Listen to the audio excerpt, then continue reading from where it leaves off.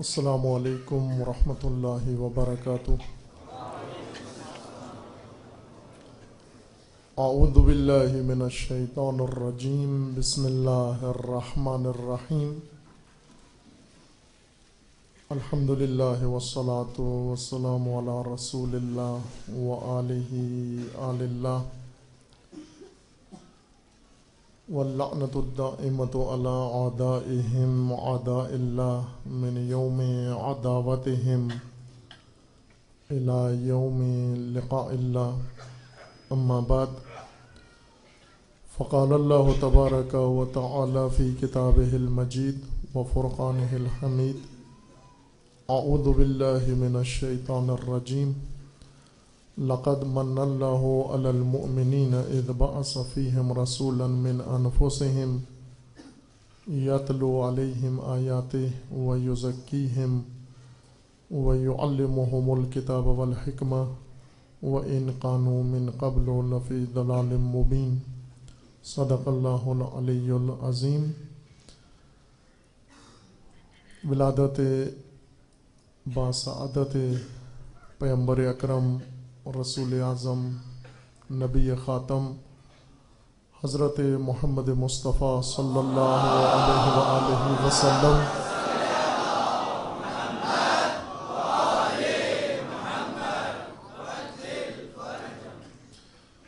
و فرزند برومند پیغمبر اکرم صادق آل محمد حضرت امام جعفر صادق علیہ الصلاۃ والسلام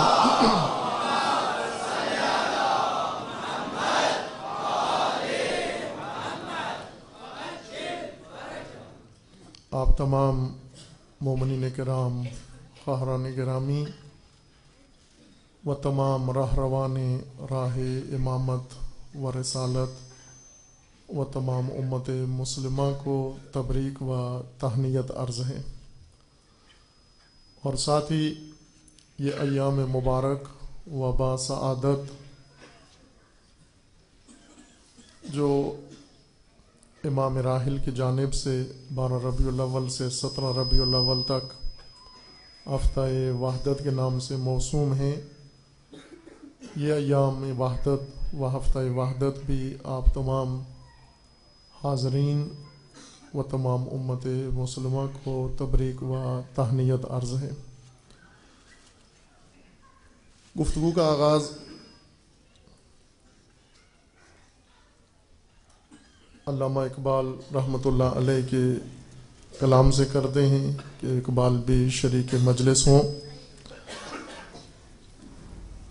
مثنوی میں اسرار رموز بخودی میں رکن دوم کے نام سے رسالت کا تذکرہ ہے۔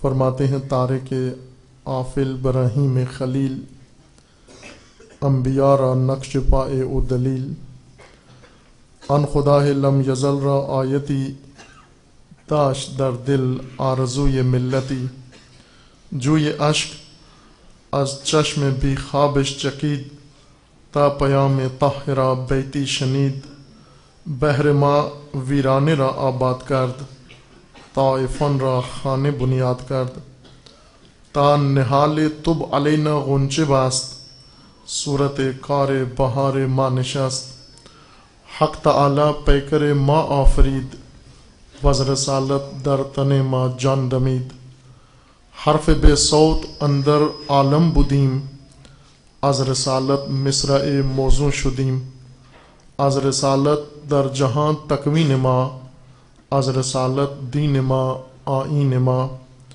از رسالت 100,000 ما یک است، جزو ما از جزو ما لا ینفک است، ان کے شان اوس یہدی من یرید، از رسالت حلقے گرد ما کشید، حلقے یہ ملت محید افزاستی، مرکز او وادی بطحاستی، ماز حکم نسبت او ملتیم، اہل عالم را پیام رحمتیم، از میان بحر او خیزیم ما، مثل موج از ہم نمی ریزیم ما، امتش در حرز دیوار حرم، نعرزن مانند شیران در عجم، مانیے حرفم کنی تحقیق اگر بنگری بدیدہ یہ صدیق اگر قوت قلب و جگر گرد نبی قوت قلب و جگر گردد نبی از خدا محبوب تر گردد نبی قلب مومن را کتابش قوت است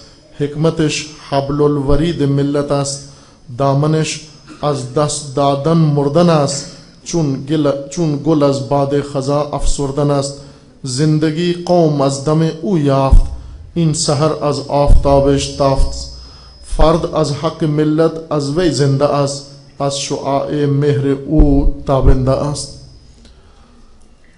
یہ ایام باسعادت، ایام جشن و سرور جو تمام عالم کے اندر باعث سرور و مسرت و خوشحالی ہیں امت مسلمہ کے لیے، اور تمام عاشقان رسول و پیروان رسول اللہ و راہروان راہ رسالت و امامت، ان ایام میں و خصوصاً آج شب و آنے والا دن جو امامیہ علماء کے مطابق روز ولادت پیغمبر اکرم و روز ولادت باسعادت امام ششم ہے، ان محافل جشن و سرور میں جہاں تمام مومنین کے دل خوشی سے مالا مال ہیں، ہمیں ایک سوال اپنے ذہنوں میں یہ اٹھانا ہے کہ آیا جس کی میلاد پر اور جس کی ولادت پر اور جس مناسبت سے ہم خوش ہیں وہ خود بھی آج ان خوشیاں منانے والوں سے خوش ہے یا نہیں ہے؟ یعنی آج اس جشن مسرت میں جو پوری امت پوری دنیا کے اندر برپا کیے ہوئے ہے، آیا وہ باعث خوشی و خوشحالی یہ امت خود بھی آیا مسرور و خوشحال ہے یا نہیں ہے؟ یقیناً کہا جا سکتا ہے کہ اگر ہمیں معیار خوشی کا معلوم ہو جائے اور درجات خوشی کے معلوم ہو جائیں، پھر یہ بخوبی کہا جا سکتا ہے وثوق کے ساتھ کہ وہ تمام بشریت کی خوشی کا منبع و مرکز خود آج اپنی ملت کے حالات کی وجہ سے خوشحال نہیں ہے۔ اس وقت دردناک ترین دل، دردمند ترین دل و رنجور ترین دل اگر ہم کہہ سکتے ہیں بلا مبالغہ، وہ قلب نورانی پیغمبر اکرم صلی اللہ علیہ وآلہ وسلم ہے۔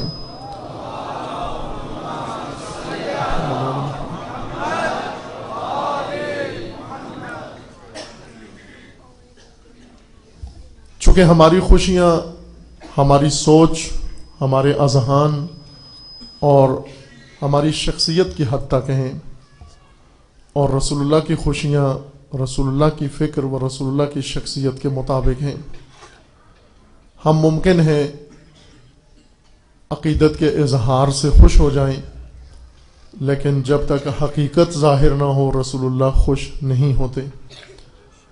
اور سب سے بڑھ کر جو چیز تکلیف دہ ہے پیغمبر اکرم کے لیے آج اپنی امت کا حال دیکھ کر، وہ تفرقہ اور نزاع ہے امت کے اندر، اور امت کی تقسیم ہے مختلف فرقوں کے اندر، مختلف گروہوں کے اندر، اور ان فرقوں اور گروہوں کے آپس میں ناموزون و نامناسب تعلقات ہیں کہ سب سے زیادہ رنج رسول اللہ کو اس تفرقے اور اس نزاع سے حاصل ہوتا ہے۔ اگر ہم چاہتے ہیں اپنی خوشیوں میں رسول اللہ کو شریک کریں اور رسول اللہ کی خوشیوں میں ہم شریک ہوں، تو رسول اللہ ہماری خوشیوں میں اس وقت شریک ہوں گے جب رسول اللہ کی خوشی کا کوئی سامان فراہم کیا جائے۔ آج کل جتنے جشن ہوتے ہیں، خواہ یہ جشن ہو یا دیگر مقامات پر، ان میں ہم ہر وہ اہتمام کرتے ہیں جو ہماری خوشی کا سامان ہو، خواہ وہ ماحول بنانا ہو، خواہ وہ گفتگو ہو، خواہ وہ اظہار عقیدت ہو یا جذبات عقیدت ہو، یہ ہماری خوشیوں کا سامان ہے۔ لیکن سامان خوشی رسول وہ وحدت ہے امت کے اندر کہ جن حالات کے اندر آج امت اسلامی گرفتار ہے، وہ دوچار ہے، اور جن صورتحال کا سامنا ہے امت اسلامیہ کو، اس میں سب سے اہم مناسبت ان ایام میلاد کے لیے وہ اس باسعادت موقع پر سامان سرور رسول کا تذکرہ کرنا ہے، یعنی وحدت کا ذکر کرنا کہ امام راحل نے ان ایام کو 12 سے 17 تک 12 اہل سنت کے علماء کے نزدیک روز ولادت ہے، و 17 علماء امامیہ کے ہاں روز ولادت ہے۔ ان ایام کو امام راحل نے ایام وحدت قرار دیا تاکہ ہر دو فرقے یا ہر دو گروہ پیروان دین اسلام کے وراہروان راہ رسول اللہ مل کر اس سامان کو فراہم کریں اور وہ حالات فراہم کریں جو رسول اللہ کی خوشی و خوشحالی کا باعث ہو۔ آج ضرورت محسوس کی جاتی ہے اور ہر زبان پر یہ خواہش و مطالبہ موجود ہے۔ رہبر معظم انقلاب اسلامی کا فرمانا تھا کہ وحدت ایک دیرینہ و قدیمی مطالبہ ہے امت اسلامی کا جو آج تک پورا نہیں ہوا۔ یہ مطالبہ امت اسلامی کا قرآن کا حکم ہے، وہ دین کا رکن ہے، وہ سیرت رسول اللہ ہے اور ائمہ اطہار کا مقصود و مطلوب ہے، لیکن امت اتنی اس سے فاصلے پر ہے جتنا قرآن اس پہ زیادہ تاکید کر رہا ہے، امت اتنی ہی دور ہے جتنا رسول اللہ اس کے اوپر تاکید فرما رہے ہیں، اور امت اتنی ہی وحدت سے دور ہے جس قدر اس کی اہمیت دین کے اندر اور امت کے لیے ضروری ہے۔ امت کو لوٹنا ہے اس وحدت کی طرف جو مطالبہ امت بھی ہے، تمام مسلمین کا مطالبہ ہے کہ یہ مطالبہ پورا ہونا آج ضروری ہے۔ اگر آج پورا نہ ہوا امت مسلمہ اس سے بدتر حالات سے دوچار ہو جائے گی جن سے آج دوچار ہے اور جو اس کے گریبان گیر ہیں۔ آج وحدت پر تاکید ہوتی ہے، وحدت کے رسمی و نمائشی پروگرام بہت ہوتے ہیں اور ہر سال کانفرنسیں منعقد ہوتی ہیں وحدت کی، اور مخصوص انداز سے یہ پروگرام برپا ہوتے ہیں، ان میں گفتگو ہوتی ہے، لوگ حاضر ہوتے ہیں اور سن کر چلے جاتے ہیں اور اس کو اپنے لیے ایک وتیرہ سمجھتے ہیں کہ ہم نے سال میں ایک دفعہ یہ کام بھی کرنا ہے۔ لیکن نہ یہ اس حد تک کہ کام و پروگرام وحدت ایجاد کر سکتے ہیں اور نہ ہی ان نمائشی پروگراموں کے اندر اتنی صلاحیت ہے کہ وہ امت کے اندر وحدت ایجاد کر سکیں۔ وحدت کے لیے ذرا زیادہ سنجیدگی کی ضرورت ہے، اس سے زیادہ جدیت کی ضرورت ہے اور اس سے زیادہ اہتمام و اقدام کی ضرورت ہے۔ وحدت کے حصول کے لیے جو قرآن کا حکم ہے لیکن متروک سینسر شدہ اسلام، چونکہ اسلام کا ایک بہت بڑا حصہ سینسر ہو چکا ہے ان گزشتہ صدیوں میں، کچھ حکمرانوں نے حکام نے سینسر کروایا ہے اور کچھ خود علماء نے سینسر کر دیا ہے، کچھ عوام کے ڈر سے چھوڑ دیا گیا ہے۔ ان میں سے جو چیزیں دین سے سینسر ہو کے غائب کر دی گئی ہیں ان میں سر فہرست وحدت ہے اور امر بالمعروف و نہی عن المنکر ہے اور دین و سیاست کا آپس میں تعلق ہے، اور اسی طرح نظام اسلامی، نظام دینی، حاکمیت دینی، حکومت اسلامی، یہ اسلام کی وہ بنیادی تعلیمات ہیں جنہیں سینسر کر دیا ہے اور نکال دیا گیا ہے۔ آج ان موضوعات پر زیادہ بعض لوگ حساسیت دکھاتے ہیں جو دین کا حصہ نہیں تھے لیکن دین میں داخل کر دیے گئے، ان بدعتوں پر زیادہ حساسیت ہے، لیکن سلبی بدعتیں، وہ چیزیں جو دین کا حصہ تھیں لیکن دین سے نکال دی گئیں اور کوئی بھی ان پر حساسیت نہیں دکھاتا، یہ دین کا سینسر شدہ حصہ، اس کو امام خمینی رضوان اللہ تعالیٰ علیہ نے احیاء کیا، وحدت کو بھی احیاء کیا، امر بالمعروف کو بھی احیا کیا، سیاست کو بھی، سیاست دینی کو احیا کیا، نظام دین کو احیا کیا، اور بتایا ان کو کہ صدیوں سے متروک دین و مفقود حصہ دین کا وہ جو ضروری تھا، وہ اہم و اساس تھا، اس کے نہ ہونے سے کتنا نقصان ہوا۔ اور آج خصوصاً پاکستان، مملکت پاکستان کے جو حالات ہیں وہ اس سینسر شدہ مطالب کی وجہ سے ہیں، یعنی دین کا وہ حصہ جو نکال دیا گیا، فراموش کر دیا گیا، بھلا دیا گیا، اور اس کی جگہ پر تفرقے کو عبادت سمجھ کر وحدت کی جگہ تفرقہ آ گیا، اور سیاست کی جگہ خانقاہیت آ گئی، امر بالمعروف کی جگہ عافیت طلبی آ گئی، اور نظام کی جگہ رسومات آ گئیں۔ یہ جاگزین حصہ، اس کی وجہ سے آج پاکستان کے اندر اور پوری دنیا کے اندر امت اسلامیہ کو گوناگون مشکلات کا سامنا ہے۔ ان ساری مشکلات سے نکلنے کے لیے نسخہ یہی ہے، واحد و منحصر نسخہ، کہ وہ فراموش شدہ دین زندہ کیا جائے۔ اور چونکہ امام راحل نے ان چیزوں کی نشاندہی کی ہے، ان میں سے سر فہرست وحدت ہے۔ البتہ یہ کہ سال میں ایک دفعہ ہم ان ایام کے لیے وحدت کے لیے گفتگو کریں یا بیٹھ جائیں، یہ کافی نہیں ہے، اس سے زیادہ سنجیدگی کی ضرورت ہے۔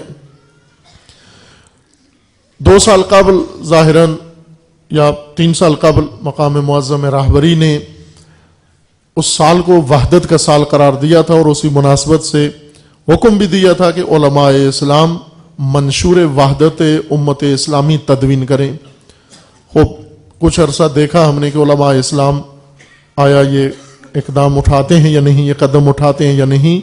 جب علماء کی مصروفیات کی وجہ سے نہیں کر سکے وہ یہ کام، تو خانہ خواہ طلاب کو کرنا پڑا، اور ان میں بھی سب سے ادنا طالب علم کو یہ کام کرنا پڑا، اور ایک منشور وحدت اسلامی تدوین ہوا، جس کی ضرورت تھی کہ وہ ہر دفعہ ری پرنٹ ہو اور اس کے اوپر مزید کام ہو، تکمیل ہو، لیکن شاید وہ پہلا نسخہ بھی ابھی ناپید ہے۔ وحدت کو منشور کی ضرورت ہے، اور وحدت کو ایک عملی آئین کی ضرورت ہے، تاکہ عملی وحدت ایجاد ہو جائے۔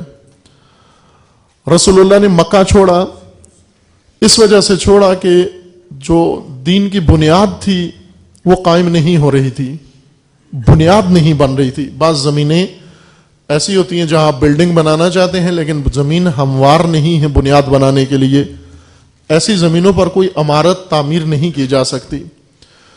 خدا کا حکم ہوا رسول اللہ کو کہ آپ مکہ چھوڑ دیں، خدا کا حرم چھوڑ دیں، کعبہ چھوڑ دیں، مسجد الحرام چھوڑ دیں، اپنا آبائی شہر چھوڑ دیں، ہاشمیوں کی بستی چھوڑ دیں، قریشیوں کا وطن چھوڑ دیں، اور اپنی ولادت گاہ و جنم گاہ چھوڑ دیں، اور اپنے بزرگوں کا مدفن و مقبرے چھوڑ دیں، اور سب کچھ چھوڑ کر اس سرزمین مکہ سے نکل جائیں، ایک اجنبی سرزمین پر جو یثرب ہے، اس سرزمین ابراہیم سے نکل آئے، اور یثرب کی سرزمین جہاں پر 2 بڑے طبقات رہتے تھے، مشرک اور یہودی، اہل کتاب اور مشرکین۔ مشرکین میں اوس و خزرج، اور اہل کتاب میں یہود آباد تھے، یہود کے چند قبائل۔ رسول اللہ نے اس سرزمین کا ارادہ کر لیا حکم الہی پر، اور ہجرت کی، چھوڑ دیا مکہ کو، باوجود اس کے کہ مکہ مقدس تھا، مکہ میں حرم تھا، مکہ میں کعبہ تھا، مکہ میں بہت یادگاریں تھیں، مجاور مکہ بننے کے لیے اور ہمیشہ کے لیے مکہ رہنے کے لیے بڑی مناسبتیں تھیں، لیکن اللہ کا حکم ہوا کہ آپ مکہ کو چھوڑ کر یثرب چلے جائیں۔ کیا وجہ تھی؟ اس لیے کہ دین کی بنیاد و جو مقصد تھا رسول اللہ کا، اس کے لیے جو بنیاد بنانا تھی، اس کے لیے مکہ کی سرزمین ہموار نہیں تھی۔ مکہ کی سرزمین سے مراد وہ پتھر یا پہاڑ نہیں، بلکہ مکہ میں رہنے والوں کی ذہنیت، اور مکہ میں رہنے والوں کے دل، اور مکہ میں رہنے والوں کے مزاج، اور ان کے افکار اور ان کی سوچیں اس قابل نہیں تھی کہ وہاں پر دین کی مضبوط بنیاد رکھی جا سکے۔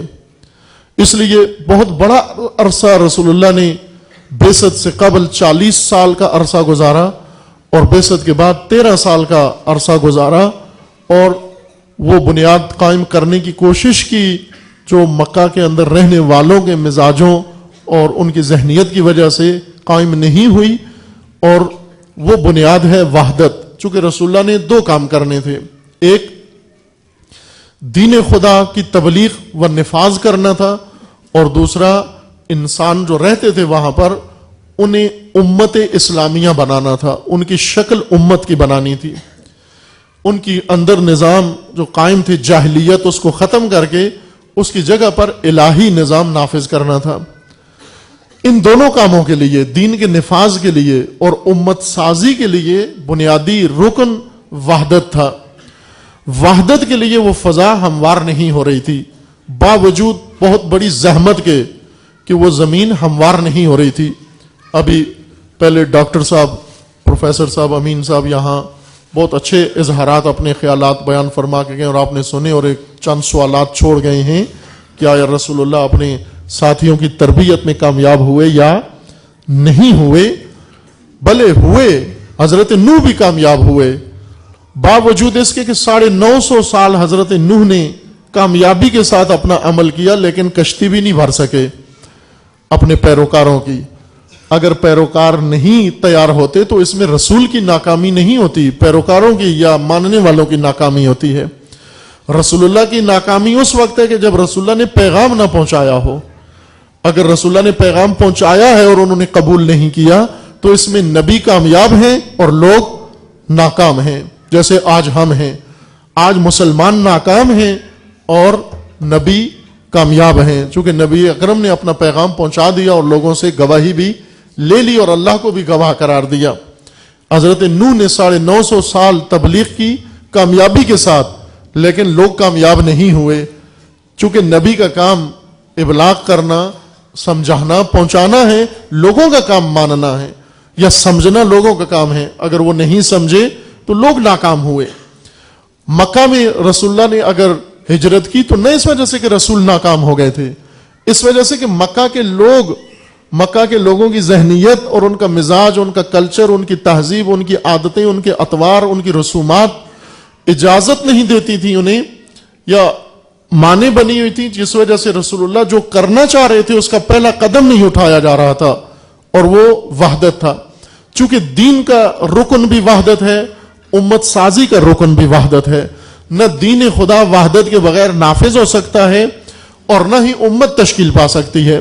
اس لیے وحدت رکن اول تھا، اور وحدت کی راہ میں جو رکاوٹیں تھیں، قریشیت، عربیت، جاہلیت، تعصبات اور دیگر امور جو انہوں نے اپنا رکھے تھے، یہ سب وحدت کی راہ میں رکاوٹیں تھیں جسے وہ توڑنے کے لیے تیار نہیں تھے. کوئی بت نہیں توڑ رہے تھے، نہ لات و منات و حبل، اور نہ قومیت و قبائلیت و قرشیت و ہاشمیت و دیگر جو بت تھے قبائلیت کے، ان بتوں کو توڑنا نہیں چاہتے تھے لوگ. اس لیے رسول اللہ نے وہ بتوں کی سرزمین چھوڑی اور یثرب میں آئے، باوجود اس کے کہ یثرب میں بھی بت پرست رہتے تھے وہ اہل کتاب، لیکن ان کے اندر یہ فضا موجود تھی کہ رسول اللہ نے آتے ہی انہیں نماز سکھانے سے پہلے، روزہ سکھانے سے پہلے، عبادتیں سکھانے سے پہلے، جنت و جہنم بتانے سے پہلے، سب سے پہلے یہ شرط رکھی کہ میرے آنے کی شرط یہ ہے کہ تم آپس میں متحد ہو جاؤ. اگر وحدت کی لڑی میں تم پروئے گئے تو میں اگلا کام کر سکتا ہوں، اور اگر یہاں بھی وحدت کی گنجائش نہ ہوئی تو میں یثرب کو چھوڑ کر کسی اور سرزمین کا رخ کروں گا، اس سرزمین کا جہاں کے رہنے والے دین اور امت کی پہلی بنیاد کے لیے تیار ہو جائیں، اور وہ وحدت ہے. لیکن اہل یثرب نے یہ ثابت کیا کہ وہ ان کے اندر گنجائش موجود ہے، لہذا انہوں نے رسول اللہ کا یہ پہلا پیغام قبول کیا وحدت و اخوت کا، اور رسول اللہ نے جاتے ہی انہیں سب سے پہلے رشتہ اخوت و وحدت میں پرویا، اور اس کے بعد جہاد کروایا، اس کے بعد حکومت تشکیل دی، اس کے بعد دین نافذ کیا، اس کے بعد مسجدیں بنائیں، اس کے بعد سارے کام کیے رسول اللہ نے. وحدت بنیاد ہے تمام دین کے نظام کی، وحدت کی بنیاد پر سارا دین استوار ہوگا. لیکن عزیزان، یہی وحدت جو آج بھی احساس ہوتا ہے، اور ہر زبان پر وحدت کا تذکرہ و چرچا موجود ہے، اور یہ مطالبہ ہر دل کے اندر موجود ہے، اس کے ذرا گہرائی کے اندر اور شفافیت کی ضرورت ہے. گہرائی کے اندر اس کو سمجھنے کی ضرورت ہے کہ وحدت سے مراد کیا ہے. اس منشور کے اندر یہ فصول ذکر کی گئی تھیں، لیکن توفیق نہیں ہوئی کہ اس کو تکمیل کرنا تھا، وہ منشور جو آج سے دو تین سال پہلے فرمان مقام معظم راہبری کے بجا آوری و اطاعت ولی امر کے طور پر وہ منشور تدوین کیا گیا. عرض کیا تھا کہ فریضہ علماء کا تھا، لیکن علماء مصروف تھے اپنی دوسری مصروفیات میں، یہ فریضہ طالب علم کو انجام دینا پڑا، لیکن اس کو تکمیل کی ضرورت ہے. اس میں بہت ساری فصول کا ذکر ہے کہ یہ کام اس منشور کے وضاحت کی ضرورت ہے ان کو. آپ کی خدمت میں آج اس مناسبت سے یہ روز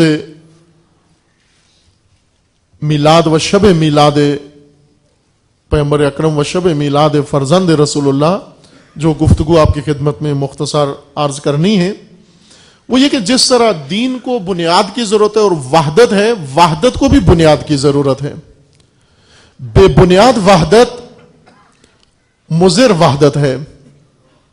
بے بنیاد وحدت بعضوں کا زبانوں پہ چڑھ جاتا ہے، وحدت وحدت کا ذکر شعار بن جاتا ہے، نعرہ بن جاتا ہے، لیکن وحدت معلوم نہیں ہوتی کہ وحدت ہے کیا چیز. اس مسلمان کی جوشیلے مسلمان کی طرح جس نے سکھ کو پکڑ کے گرا لیا اور اسے کہا کہ کلمہ پڑھو، اور جب سکھ نے ڈر سے خوف سے کہا کہ میں پڑھنا چاہتا ہوں مجھے کلمہ پڑھاؤ، تو اس وقت اس مسلمان نے افسوس کیا کہ کاش آج مجھے کلمہ یاد ہوتا تو میں ایک آدمی کو مسلمان کر لیتا.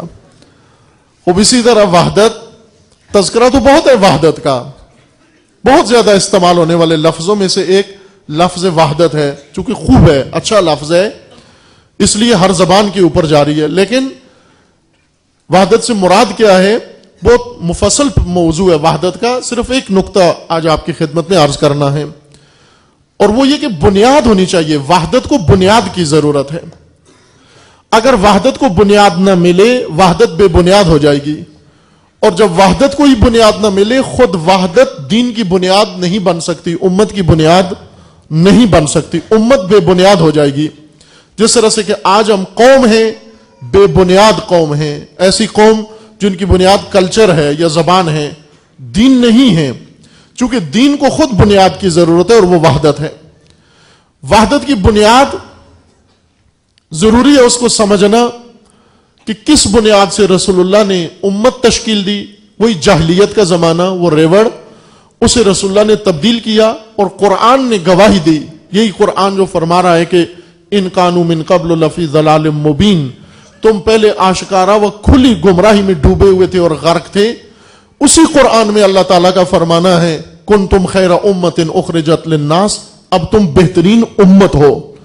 یہ اتنا عالی شان تمغہ ہے جو اللہ نے عطا کیا ہے کہ ایک یہ کہ کنتم خیر امتن، ایک تو یہ کہ تم اب امت ہو گئے ہو. پہلے امت نہیں تھے، پہلے تم ریوڑ تھے، پہلے جاہلیت کے زمانے میں تھے، پہلے تم ایک بکریوں اور جانوروں کے ریوڑ کی مانند رہ رہے تھے. اب تم امت بن گئے ہو، اور نہ معمولی امت بلکہ امت خیر امت بن گئے ہو اور امت وسط بن گئے ہو. یعنی موضوع و مناسب و معتدل امت، بہترین امت اب تم بن گئے ہو. یہ تمغے ہیں جو قرآن مجید میں خداوند تبارک و تعالیٰ نے اس امت کو عطا کیے. کس طرح سے وہ جاہل لوگ، نادان لوگ، مشرک لوگ، بت پرست لوگ، مورتیوں کی پوجا کرنے والے جنہیں نہ کوئی معرفت تھی نہ تعلیم تھی، یہ کس طرح وسط امت وسط و خیر امت بنے. اس کا اصلی رکن جو تھا وہ وحدت، اور وحدت کی بنیاد جو رسول اللہ نے ڈالی عزیزان، اس کو آج آپ کی خدمت میں عرض کرنا ہے. وحدت کے لوازمات ہیں، جیسا کہ ہر چیز کے لوازمات ہیں.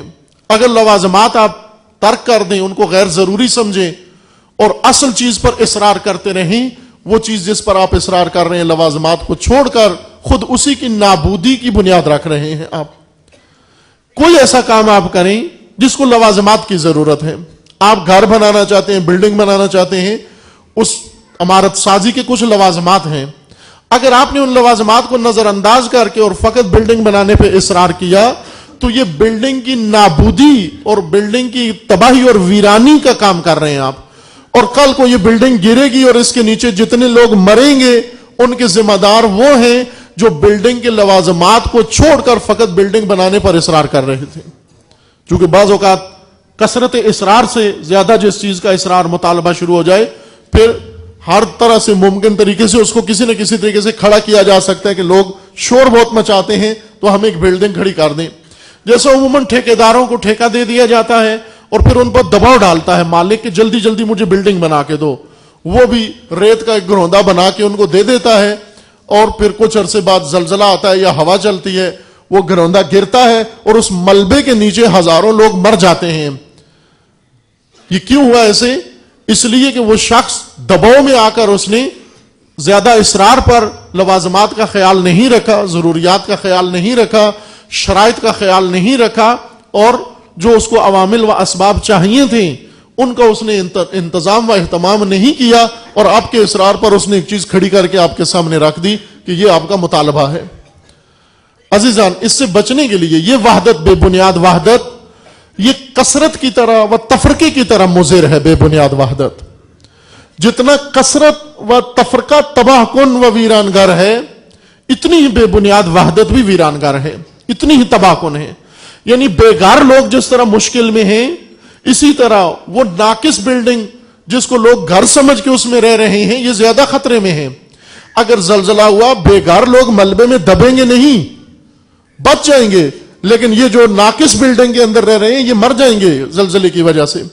لہذا بعض اوقات وہ لوگ جو وحدت میں نہیں آئے, وہ بے بنیاد وحدت میں نہیں آئے, وہ بہتر رہتے ہیں ان لوگوں سے جو بے بنیاد وحدت کے اندر شامل ہو جاتے ہیں.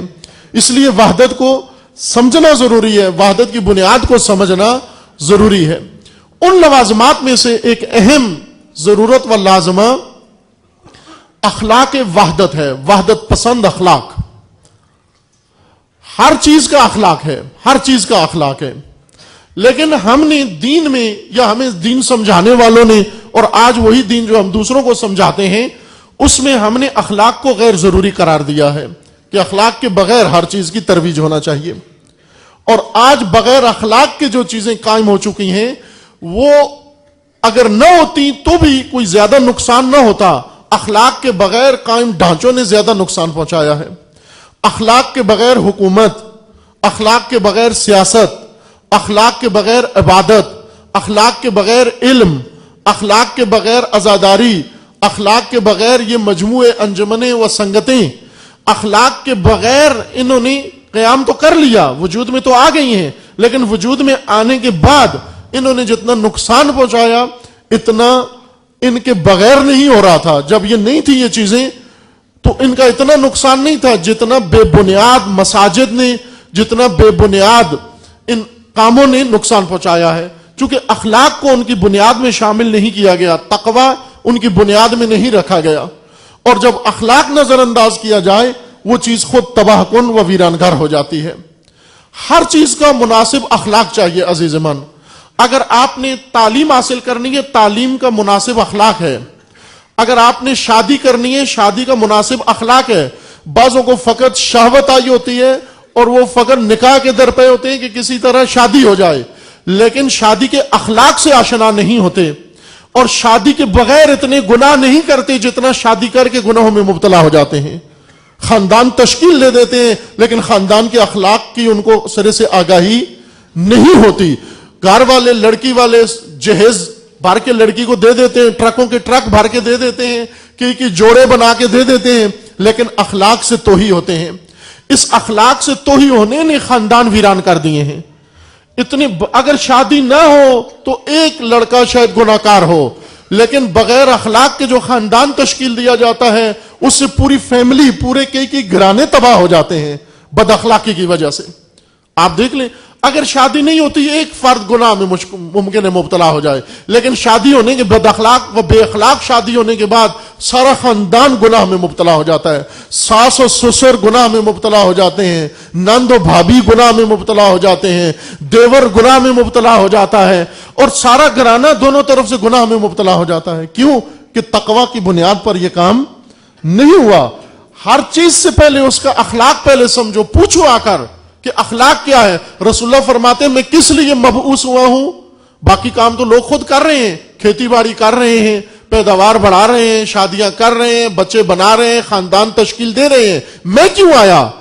انی بعثت لأتمم مکارم الاخلاق, میں اس لیے آیا ہوں کہ یہ بے بنیاد زندگیوں کو اخلاق کی بنیاد فراہم کر دوں. میں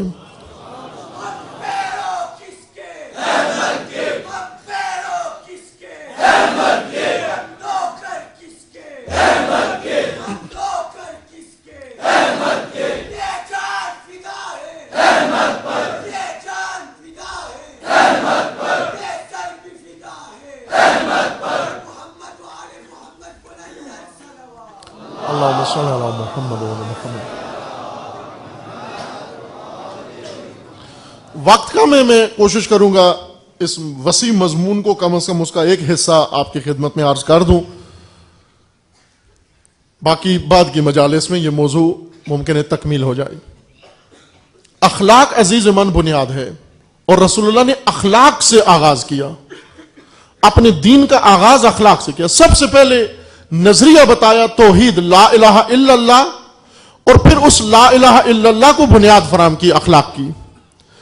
اور آج ہم دیکھتے ہیں کہ امت مسلمہ کے اندر ساری تباہی کی وجہ یہ ہے، عقیدہ درست ہے، عمل بھی درست ہے، سب کچھ درست ہے، لیکن تفرقہ ہے، جھگڑا ہے، نزاع ہے۔ اس کی وجہ یہ ہے کہ بنیاد میں اخلاق شامل نہیں، اخلاق کو فالتو چیز سمجھ کر اسے نظر انداز کر دیا گیا ہے۔ وحدت کے مقابلے میں اس کے اپوزٹ حالت کا نام ہوتا ہے کثرت، جس کو آپ اپنی زبان میں، چونکہ آج کل مسلمانوں کی زبان بدل گئی ہے، اس کو نہیں کہہ سکتے ابھی مادری زبان میں یا لوکل زبان میں، جو مومنوں کی زبان ہے ابھی انگریزی، انگلش میں آپ کثرت کو کیا کہتے ہیں؟ کوئی جس کو جمع کہتے ہیں، جمع یعنی پلورل، کثرت پلورل یعنی کثرت، اور وحدت کے لیے کیا لفظ استعمال ہوتا ہے؟ سنگولر۔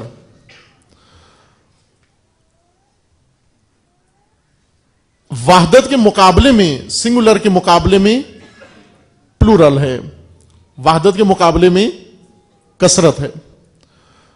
وحدت، توجہ فرمائیں، وحدت کی ڈیفینیشن سن لیں کیا ہے۔ کلمہ تو پڑھ لینا کہ پھر سکھ مسلمان کریں، پھر کلمہ تو سن لیں کہ کلمہ ہے کیا چیز ہے۔ حوصلہ نہیں ہے ہمیں کلمہ پڑھنے کی، صرف سکھوں کو مسلمان کرنے کا شوق ہے ہمیں، کلمہ سیکھنے کی مہلت اتنا حوصلہ نہیں ہے ہمارے پاس، ٹائم کم ہے۔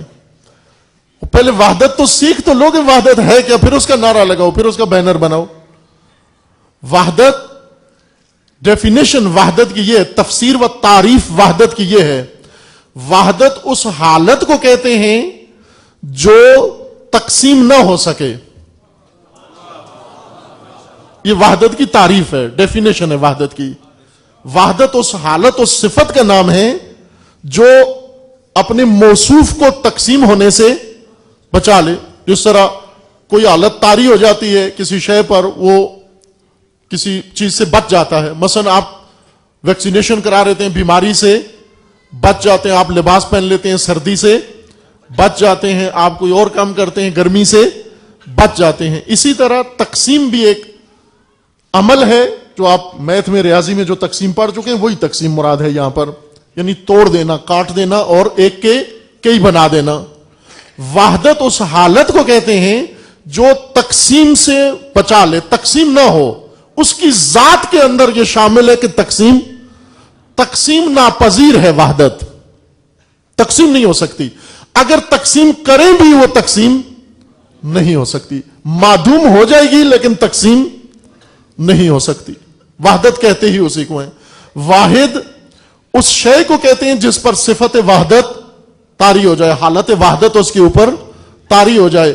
کب وہ واحد ہوگا؟ جب تقسیم نہ ہو۔ اگر تقسیم ہو رہا ہے تو پھر واحد نہیں ہے، قابل انقسام نہ ہو۔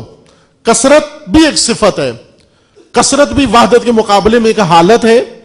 کثرت اس حالت کو کہتے ہیں جس کے اندر ذات میں یہ خصوصیت ہے کہ وہ تقسیم ہو جائے، تقسیم قبول کرنے کی صلاحیت کا نام کثرت ہے، جو تقسیم ہو جائے، جس کو بانٹ دیں، آپ الگ الگ کر دیں، دو ادھر دو ادھر، اسی کو کہتے ہیں، اس میں کثرت ہے۔ وحدت کے مقابلے میں کثرت ہے، اور وحدت کا معنی عرض کیا غیر قابل تقسیم ہونا، اور اس کے مقابلے میں حالت کا نام ہے کثرت۔ کثرت کا مقابل ہے قابل تقسیم ہونا، کثرت کا معنی ہے قابل تقسیم ہونا۔ یہ کثرت چونکہ خداوند تبارک و تعالیٰ نے انسانوں کو بنایا تو کثرت کے ساتھ بنایا، یہ اکائیاں بنائی اللہ تعالیٰ نے۔ ایک انسان نہیں پیدا کیا بلکہ زیادہ کثرت سے پیدا کیے انسان، اتنے انسان پیدا کیے کہ اب گننا بھی مشکل ہو گیا ہے کہ کتنے انسان ہیں اس وقت زمین کے اوپر، کسی کو معلوم، ایسے اندازے لگاتے ہیں اتنے اربوں کے لحاظ سے اب پیمانہ رکھا ہوا ہے، اتنے ارب ہو گئے ہیں، ابھی 7 ارب ہو گئے ہیں، 7 ارب سے اوپر بڑھ گئے ہیں۔ ہر سیکنڈ میں کتنے 100 بچے پیدا ہوتے ہیں جب، تو وہ بہت کثرت سے بڑھ رہی ہے آبادی۔ اب یہ کثرت ہے، لامحالہ کثرت ہے انسانوں کے اندر، یعنی انسانوں کے اوپر ایسی حالت ہے جو قابل تقسیم ہے، یعنی 2 ہیں، 4 ہیں، 6 ہیں، 10 ہیں، عدد ہیں، یہ قابل تقسیم ہے، بس کثرت ہے، انسان واحد انسان نہیں ہے، ایک نہیں ہے۔ اس کثرت کو کس طرح سے متحد کریں، اس کثرت کو کیسے آپس میں ملائیں؟ یہ تو کثرت ہے، کثرت میں وحدت کیسے آئے؟ کثرت اور وحدت آپس میں تضاد ہے، ضد ہے ان کے اندر، ضد کی رشتہ ان کا قائم ہے، یعنی وحدت کثرت کا مقابلے میں اور کثرت وحدت کے مقابلے، ان کو کیسے جوڑیں، آپس میں کیسے ان کا رشتہ ملائیں ہم کہ یہ کثرت انسانی ایک وحدت میں آ جائے۔ توجہ فرمائیں عزیزان، یہ ضروری ہے، ورنہ ہم بعض اوقات غلط کام کرتے ہیں جب نہیں معلوم ہوتا کہ کس چیز سے وحدت قائم ہوگی، اور اپنے تئیں وحدت کا احساس کر کے پھر شروع کر دیتے ہیں کہ یہ وحدت ہوگی، تو کسی غلط چیز کی طرف نکل جاتے ہیں۔ خصوصاً آج کل پاکستان میں جو کام ہو رہا ہے، ایک طرف سے آپ کو ایجنسیاں اور حکومت وحدت کے لیے مرکز بنا کے دے رہے ہیں کہ واحد ہونا ہے تو یہاں جمع ہو جاؤ۔ آج کل پاکستان میں یہ عمل ہو رہا ہے۔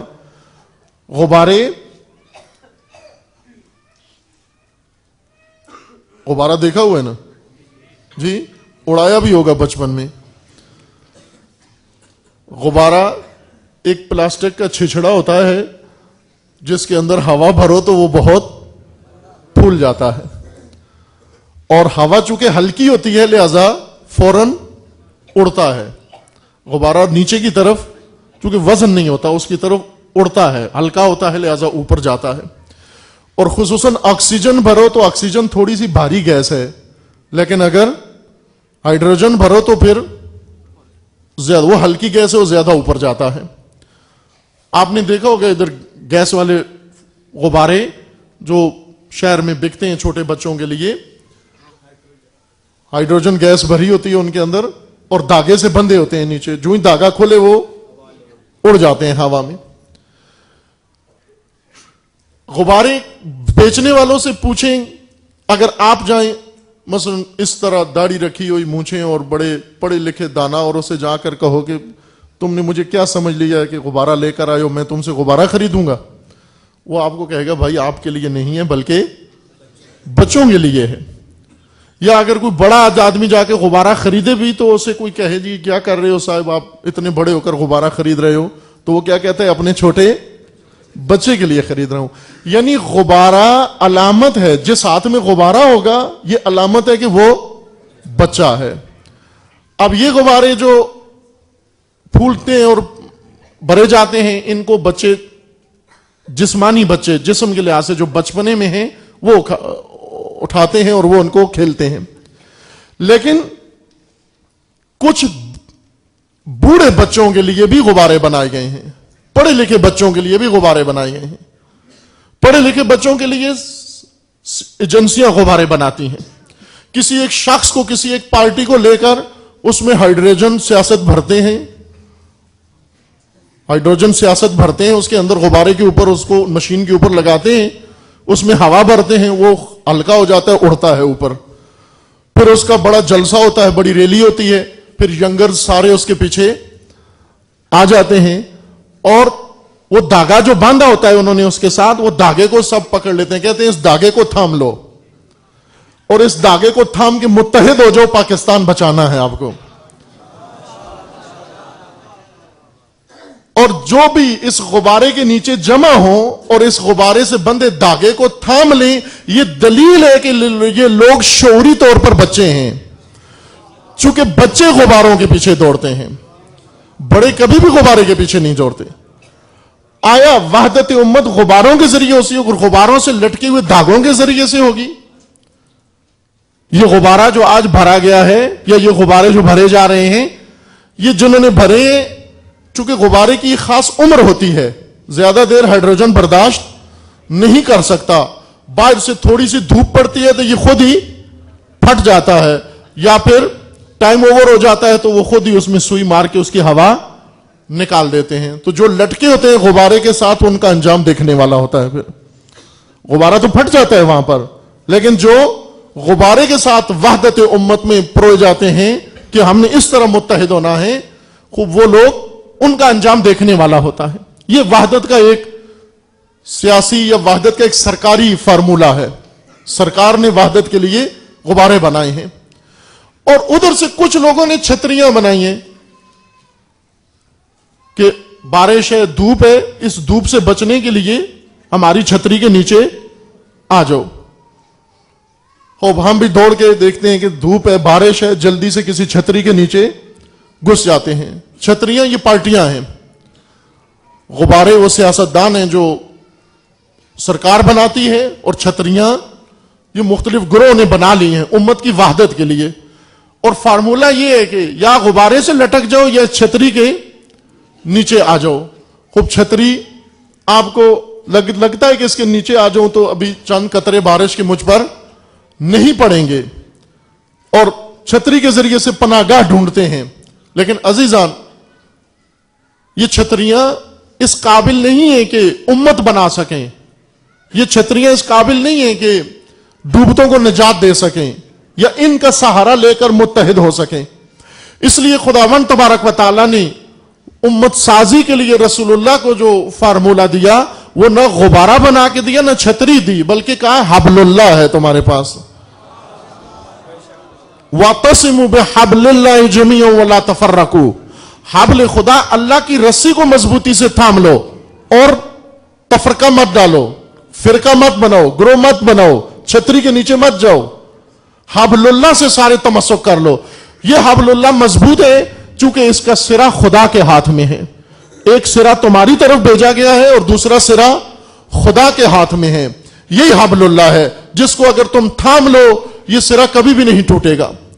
یہ حبل اللہ سے تمسک نجات کا ذریعہ ہے. حبل اللہ دین خدا, حبل اللہ قرآن, حبل اللہ ذات گرامی رسول, حبل اللہ ولایت ہے, اور ہر زمانے میں حبل اللہ کا ایک مصداق ہے. اور اس زمانے میں حبل اللہ کا مصداق وہی راہ ہے جو امام راحل نے شروع کیا, اور آج کل 2 دنوں بعد جس کی سالگرہ ہے. عزیزان, یہ نظام ولایت, یہ حبل خدا ہے, اس کا مصداق ہے آج کے زمانے میں. اگر آپ نے نجات پانی ہے تو غباروں میں نجات نہیں ہے, چھتریوں میں نجات نہیں ہے, بلکہ اس حبل اللہ سے تمسک کرو گے تو نجات ملے گی تمہیں.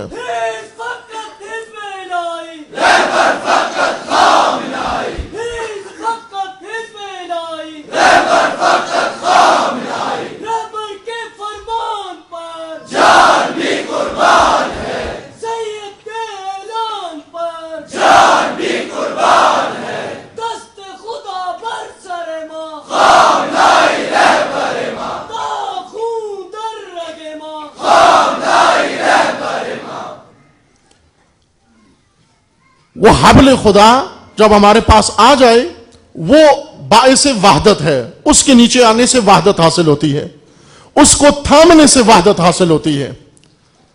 یہی کثرت کہ خدا نے انسانوں کو کثرت میں پیدا کیا ہے. ایک انسان نہیں بنایا, کروڑوں انسان, اربوں انسان بنایا اللہ نے.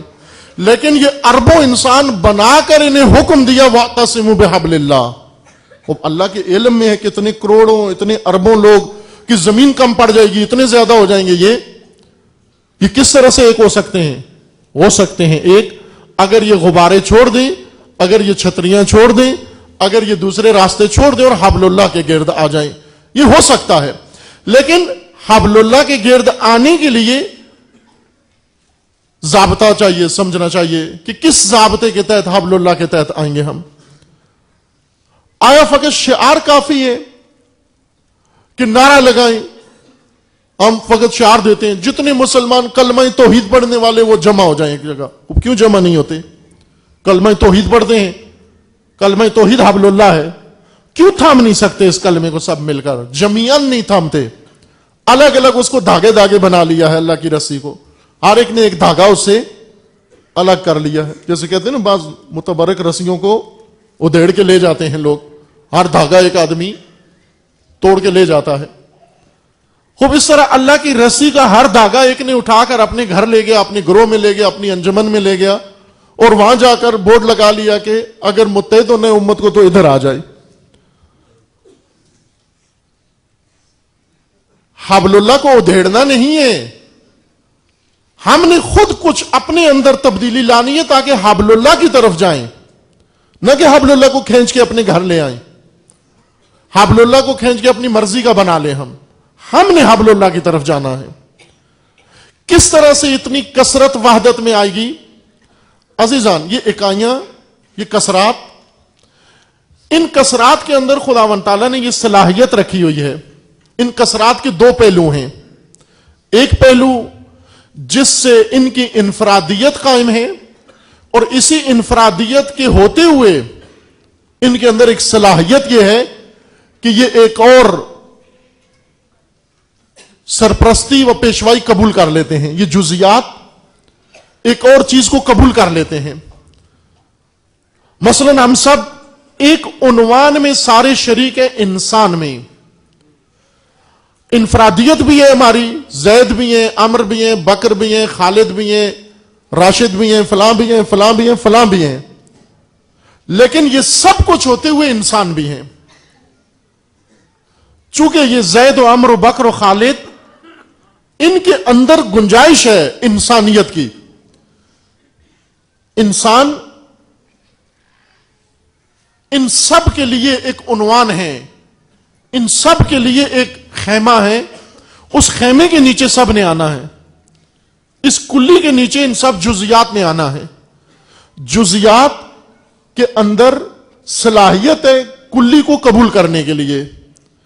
یعنی یہ جتنے انڈیویجولز ہیں, جتنے سنگولر ہیں, یہ پلورل ہیں, ان کے اندر انفرادیت بھی ہے, لیکن ان کے اندر یہ خاصیت بھی ہے کہ یہ عنوان انسان پیدا ہوتے ہی اپنا لیتے ہیں, بغیر کسی مشکل کے انسان کہلاتے ہیں, مرنے تک انسان کہلاتے ہیں.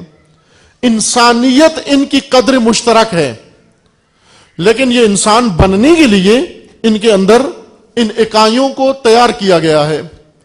وہی فارمولہ خداوند تبارک و تعالیٰ نے وحدت اسلامی و امت کی وحدت کے لیے مقرر کیا, اور رسول اللہ نے اسی فارمولے کے تحت ان اکائیوں کو امت بنایا. اکائیوں کو امت بنانے کے لیے دو چیزوں کی ضرورت ہے. یہ وحدت کا سارا موضوع نہیں عرض ہو رہا, وحدت کی بنیاد عرض ہو رہی ہے فقط, ورنہ اس بنیاد کو اوپر وحدت کا ڈھانچہ کھڑا کرنے کے لیے بہت کچھ ضرورت ہے, جو منشور وحدت میں اشارہ ہوا ہے ان ابحاث کی طرف, کہ وہ شاید ابھی نہیں ہے آپ کے پاس یا مطالعے سے نہیں گزرا ہوگا. منشور وحدت میں جس نظام یا جس عمارت کی طرف اشارہ ہوا ہے اس کی بنیاد یہاں عرض ہو رہی ہے. صرف بنیاد کی طرف توجہ رکھنی ہے. یعنی آپ جو ایک عظیم بلڈنگ بنانا چاہتے ہیں, بہت بڑا برج بنانا چاہتے ہیں, بڑا دنیا کا سب سے بڑا ٹاور بنانا چاہتے ہیں, اس کی بنیاد کی بات ہو رہی ہے کہ اس کی بنیاد میں کیا ہونا چاہیے, کیسے اس کی بنیاد رکھیں ہم. اس کی بنیاد کے لیے, وحدت کی بنیاد کے لیے ان اکائیوں کے اندر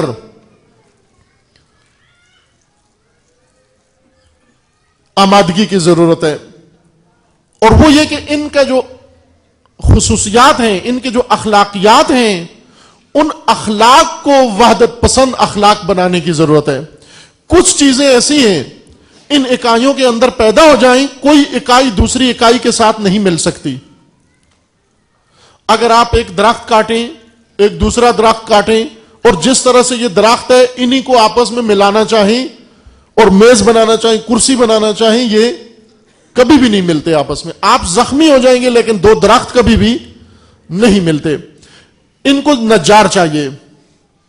نجار آ کر ان درختوں کو چھیلتا ہے, ان کی ابری ہوئی شاخیں, ان کے زاویے ناموزون, وہ چھیل کے ان کو سیدھا کرتا ہے, اور دونوں کو سیدھا جب کر دیتا ہے ہموار سطح بناتا ہے. یہ ہموار سطح آپس میں مل سکتی ہے. اگر نجار درخت کو نہ گھڑے, نہ چھیلے, تراش خراش نہ کرے, کبھی بھی ان دو لکڑیوں سے نہ میز بن سکتی ہے, نہ فرنیچر بن سکتا ہے, نہ کرسی, کچھ بھی تشکیل نہیں پاتا. اکائیوں کے اندر شاخیں ہیں, اکائیوں کے اندر بہت ساری چیزیں ابھر آتی ہیں. اسی طرح انسانی صفات، انسانی اخلاق و انسانی خلقیات ہیں جو جاڑیوں کے ٹہنیوں کی طرح وجود میں، انسان کے وجود میں پیدا ہوتی ہیں، نکل آتی ہیں، اور جب تک یہ شاخیں موجود ہیں یہ شاخیں ایک دوسرے کے قریب نہیں آنے دیتی. اس لیے رسول اللہ کو حکم دیا گیا کہ آپ نے امت بنانی ہے. امت بنانے کے لیے آپ نے ان کو منشور دینا ہے، تلاوت کتاب، یتلو علیہم آیات، یعنی اللہ کا منشور ان کے سامنے رکھنا ہے کہ اس منشور کے مطابق وحدت ہو. اور دوسرا وَيُزَكِّيهِمْ، اے رسول آپ نے صرف یوں نہیں کہ ان کو دعوت دینی ہے جیسے ہو ایسے ہی آ جاؤ، ایک ہو جائیں ہم، کافر ہو تو بھی آ جاؤ، مشرک ہو تو بھی آ جاؤ، منافق ہو تو بھی آ جاؤ، جیسے ہو ویسے ہی آ جاؤ، بس ہماری جمعیت بڑھتی جائے، ہماری پارٹی بڑھتی جائے، ہماری ممبرشپ بڑھتی جائے. اس کو امت نہیں کہتے. یہ حزب ہو سکتی ہے، یہ پارٹی ہو سکتی ہے، یہ قوم ہو سکتی ہے، یہ قبیلہ ہو سکتا ہے، لیکن اس کو امت نہیں کہتے. امت کے لیے ان کا تزکیہ ضروری ہے. تزکیہ ہی امت کے قابل بناتا ہے ان کو. یعنی وحدت کی بنیاد در حقیقت اسی اخلاق پر ہے کہ کچھ چیزیں جو ان لوگوں کے اندر، ان اکائیوں کے اندر پیدا ہو گئی ہیں وہ ختم ہو، اور اس کی جگہ پر کچھ اور صفات ان کے اندر پیدا ہو تاکہ یہ ایک دوسرے کے ساتھ مل سکیں، ایک دوسرے کو گلے لگا سکیں، ایک دوسرے کے دل میں اتر سکیں. اس تزکیے کے عمل کے بغیر ان گڑھے لوگ ان ٹہنیوں کی طرح یا شاخوں کی طرح جن کی شاخیں نکلی ہوئی ہیں باہر اور سینگ بنے ہوئے ہیں، اور ایک دوسرے کو، چونکہ درخت جب ٹوٹتا ہے تو بے ڈنگا ٹوٹتا ہے اور اس کی شاخ کا خنجر بن جاتا ہے، وہ خنجر دوسرے درخت کو چبھتا ہے، اس کو زخمی کرتا ہے. اسی طرح انسان جو تزکیہ کے مرحلے سے نہ گزرے ہوں وہ ایک دوسرے کو زخمی کرتے ہیں. جتنا متحد ہو، قریب کریں، ان کی قربت سے ایک دوسرے کو تکلیف پہنچتی ہے. اس لیے ان کو ملائم کرنے کی ضرورت ہے، ان کو ہموار کرنے کی ضرورت ہے. یہ دوسرا عمل ہے جو رسول اللہ کو حکم دیا گیا کہ آپ نے ان کا تزکیہ کرنا ہے. تزکیہ یعنی، تزکیہ سے مراد وحدت کی بنیاد رکھنا، یعنی اخلاق وحدت پسند، وحدت کے لیے جس اخلاق کی ضرورت ہے اس اخلاق کو وحدت کی بنیاد قرار دینا. وہ اخلاقیات جب تک امت کے اندر پیدا نہیں ہوتی وحدت ممکن نہیں ہے. جانسا ہو سکتا ہے لیکن ممکن نہیں ہے کہ وحدت پیدا ہو جائے. اس تزکیہ کی ضرورت ہے، اس اخلاق کی ضرورت ہے. آج آپ توجہ کریں، جن لوگوں کا مذہب ایک ہے، چونکہ عموماً جب بات ہوتی ہے وحدت کی، بعض لوگ فوراً کہتے ہیں جی شیعہ سنی، وحدت سے پہلے شیعہ کی آپس میں وحدت ہو، اور شیعہ کی آپس میں وحدت سے پہلے علماء کی آپس میں وحدت ہو. خوب جتنا کلوز کرتے جائیں، اس دائرے کو تنگ کرتے جائیں، اتنا آپ کو اختلافات کی گنجائش کم نظر آئے گی لیکن تفرقہ زیادہ نظر آئے گا. مثلا دو عالم، چونکہ دونوں عالم ہیں لہذا اختلاف بہت کم ہے ان کے اندر، چونکہ ایک سلیبس پڑھا ہوا ہے، ایک دین انہوں نے پڑھا ہوا ہے، ایک عقیدہ پڑھا ہوا ہے، ایک نظریہ پڑھا ہوا ہے. عقیدہ ایک، معلومات ایک، علم ایک، فکر ایک، راہ ایک، لیکن آپس میں اکٹھے نہیں ہوتے، جمع نہیں ہوتے. کیوں نہیں ہوتے؟ اب ان کو آپ سمجھتے ہیں کہ وحدت کے اوپر ان کو اصرار کریں کہ آئیں جی ضرورت بتائیں وحدت ہو جائے. مشکل یہ نہیں ہے کہ ان کی فکر ایک نہیں ہے، مشکل یہ نہیں کہ ان کا نظریہ ایک نہیں ہے، مشکل یہ نہیں کہ ان کا علم مختلف ہے، مشکل یہ کہ اسی عالم کے اندر کچھ اضافی شاخیں نکل آئی ہیں. وہ شاخیں جب تک نہ کاٹی جائیں، وہ شاخیں جب تک ہموار نہ کی جائیں، یہ دوسرے کے ساتھ ملنے کے لیے قابل نہیں. اور اگر آپ نے ملا دیا، جتنا زیادہ کوشش کر کے دباؤ سے ملائیں گے اتنا ایک دوسرے کو زیادہ زخمی کریں گے، چونکہ اس کے بڑے ہوئے حصے اس کے بڑے ہوئے حصے کے تن میں گھس جائیں گے، اس کے بڑے ہوئے حصے اس کے تن میں گھس جائیں گے. اس کی لمبی زبان اس کو زخمی کرے گی، اس کی دراز زبان اس کو زخمی کرے گی. اس زبان کو کنٹرول کرنے کی ضرورت ہے. اس طرح کے ناموزوں اخلاق جو لوگوں کے اندر پیدا ہو جاتے ہیں، ان اخلاق کو جب تک نہ ہموار کیا جائے اور موضوع وحدت کا اخلاق جب تک نہ حکم فرما ہو، وحدت کا عمل نہیں ہو سکتا. مفادات کے لیے اکٹھا ہوا جا سکتا ہے لیکن اسے وحدت نہیں کہتے. مفادات کے لیے اکٹھا ہونا، یہ وحدت کی کئی قسمیں ہیں جو میں نے چاندے کی یہاں یاداشت کی ہیں. وحدت مفاد پرستانہ وحدت، سود جویانہ وحدت، سودی وحدت.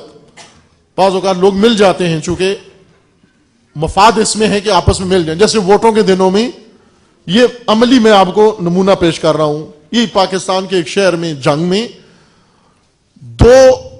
ایک نمونہ ایسا دیکھا کہ حیرتناک نمونہ تھا وہ اس ماحول کے اندر، کہ ایک مدرسہ جو متعصب مدرسہ اور اس کا بانی متعصب، اس کا مدیر متعصب، اس کا پرنسپل متعصب، اور اس نے در و دیوار پر، اس کے اندر باہر دیواروں پر شیعہ کافر کا نعرہ لکھا ہوا تھا. اور وہ خود بہت بڑا اس نفرت کو پھیلانے والا ایک امام سمجھا جاتا ہے، اب نہیں ہے دنیا میں. جب الیکشن ہوا، ایک شیعہ کے ساتھ ان کا سیاسی اتحاد ہوا، سابقہ حکومت نے جو الیکشن کروائے جس میں نظام بلدیاتی بدلا. ناظم ان کا تھا، نائب ناظم. یہ حقیقی مثال، آنکھوں دیکھی مثال عرض کر رہا ہوں. ناظم ان کا تھا، نائب ناظم شیعہ تھا. اب توجہ کریں، ناظم اس پارٹی کا تھا جو شیعہ کو کافر کہہ رہے ہیں، نائب ناظم وہ ہے جس کو کافر کہہ رہے ہیں. انہوں نے طے کیا کہ چونکہ اسی صورت میں ہم کامیاب ہو سکتے ہیں، ووٹ لے سکتے ہیں. اگر یہ دونوں آپس میں نہ ملے ناظم نائب ناظم کے لیے، نہ ناظم کامیاب ہوگا نہ نائب ناظم کامیاب ہوگا. جب دونوں کو پتہ چل گیا کہ ہماری سیٹ جیتنے کا یہی راستہ ہے، ان دونوں نے آپس میں کمپرومائز کیا اور اسی مدرسے کے اندر جلسہ سیاسی رکھا جس میں نائب ناظم نے اپنی جماعت کے ساتھ جانا تھا. ظاہر ہے اس کی جماعت کے ساتھ سارے شیعہ تھے. صبح جلسہ تھا، رات کو سارے مدرسے پہ چونا لگوایا گیا کہ جہاں جہاں شیعہ کافر لکھا ہوا ہے یہ مٹا دو. ساری جگہوں پر مٹا دیا گیا. لیٹرینوں میں ان کو یاد نہیں رہا، ٹوائلٹ بھول گئے، چونکہ وہ اندر تھا اس کے اندر بھی لکھا ہوا تھا، وہاں یاد نہیں رہا. بار کے یہ سیاسی پارٹی گئی، اس سیاسی پارٹی نے بڑی او بھگت کی، گلے ملے، چائے پی، ہاتھ ملایا، نعرے لگائے، تصویریں بنوائیں، اخباروں میں آیا. کسی شیعہ کو حاجت ہوئی، ٹوائلٹ گیا، وہاں دیکھا کہ شیعہ کافر لکھا ہوا ہے. اس نے آ کر اپنے لیڈر سے کہا وہ یہاں تو ٹوائلٹ میں یہ لکھا ہوا ہے. تو انہوں نے کہا کہ یہاں پر کوئی بات نہ کرو کہ سمجھوتا ہو گیا، اتحاد ہو گیا، وحدت ہو گئی، دعائے خیر کرو. عزیز من، یہ وحدت نہیں ہوتی، یہ جھانسا ہے. اس کو نہیں، یہ مفاد پرستانہ، ایک مفاد کی خاطر، اقتدار کی خاطر، سیاست کی خاطر جھانسا ہے کہ ادھر سے پیسے لے کے شیعہ کافر لگوا دو اور ادھر سیاست میں آنے کے لیے اس پہ چونا مروا دو. یہ وحدت نہیں ہے، یہ جھانسا ہے، یہ دھوکہ ہے، یہ فریب ہے، یہ سود جویانہ وحدت ہے. اضطراری وحدت کہ جب بھی مثلا اگر کوئی باہر سے یا اندر سے فضا بنائے جی ان پر پابندی لگاؤ، جب پابندی کی بات آئے پھر سب کو کھلبلی مچ جاتی ہے کہ ہمیں ایک ہونا چاہیے چونکہ سب پر پابندی لگنے والی ہے. پابندی سے بچنے کے لیے ایک ہو جانا یہ وحدت نہیں ہے. اور پھر ایک اور وحدت ازداد کہ جو عموماً قرآن جس وحدت کی نفی کرتا ہے، افمن کان مومنا کمن کان فاسقا، آیا مومن و فاسق ایک ہیں، مساوی ہیں؟ یعنی گندم اور گن وہ کیڑا ہوتا ہے جو گندم کو کھا جاتا ہے. گندم اور گن کی وحدت، گندم اور گن کی وحدت کہ گندم کو گیہوں کے ساتھ گن کے ساتھ بٹھاؤ، گن کو گندم کے ساتھ بٹھاؤ. عزیز من، یہ گندم کو گن کے ساتھ بٹھانا گندم کے اوپر ظلم ہے. گن کے فائدے میں ہے لیکن گندم نابود ہو جائے گی. گن تو چاہتا ہے گندم کے ساتھ اتحاد کرے لیکن گندم کو نہیں چاہیے. ایسی حماقت گندم کو نہیں کرنی چاہیے کہ گن کے ساتھ مل بیٹھے. وحدت کے لیے ان اکائیوں کو آمادہ کرنے کی ضرورت ہے، تزکیے کی ضرورت ہے، بنیاد بنانے کی ضرورت ہے. وحدت کے علاوہ چارہ نہیں ہے، یہ ذہن میں رکھیے گا. وحدت کے علاوہ کوئی چارہ نہیں ہے. تفرقے سے سب کی نابودی ہے. تفرقہ باعث نابودی ہے. قرآن کا فتویٰ، اللہ کا حکم ہے، لا تنازعوا فتفشلوا وتذهب ريحكم. نزاع مت کرو، کمزور ہو جاؤ گے، شکست کھا جاؤ گے اور تمہاری آبرو ختم ہو جائے گی، ذلیل ہو جاؤ گے سب کے سب.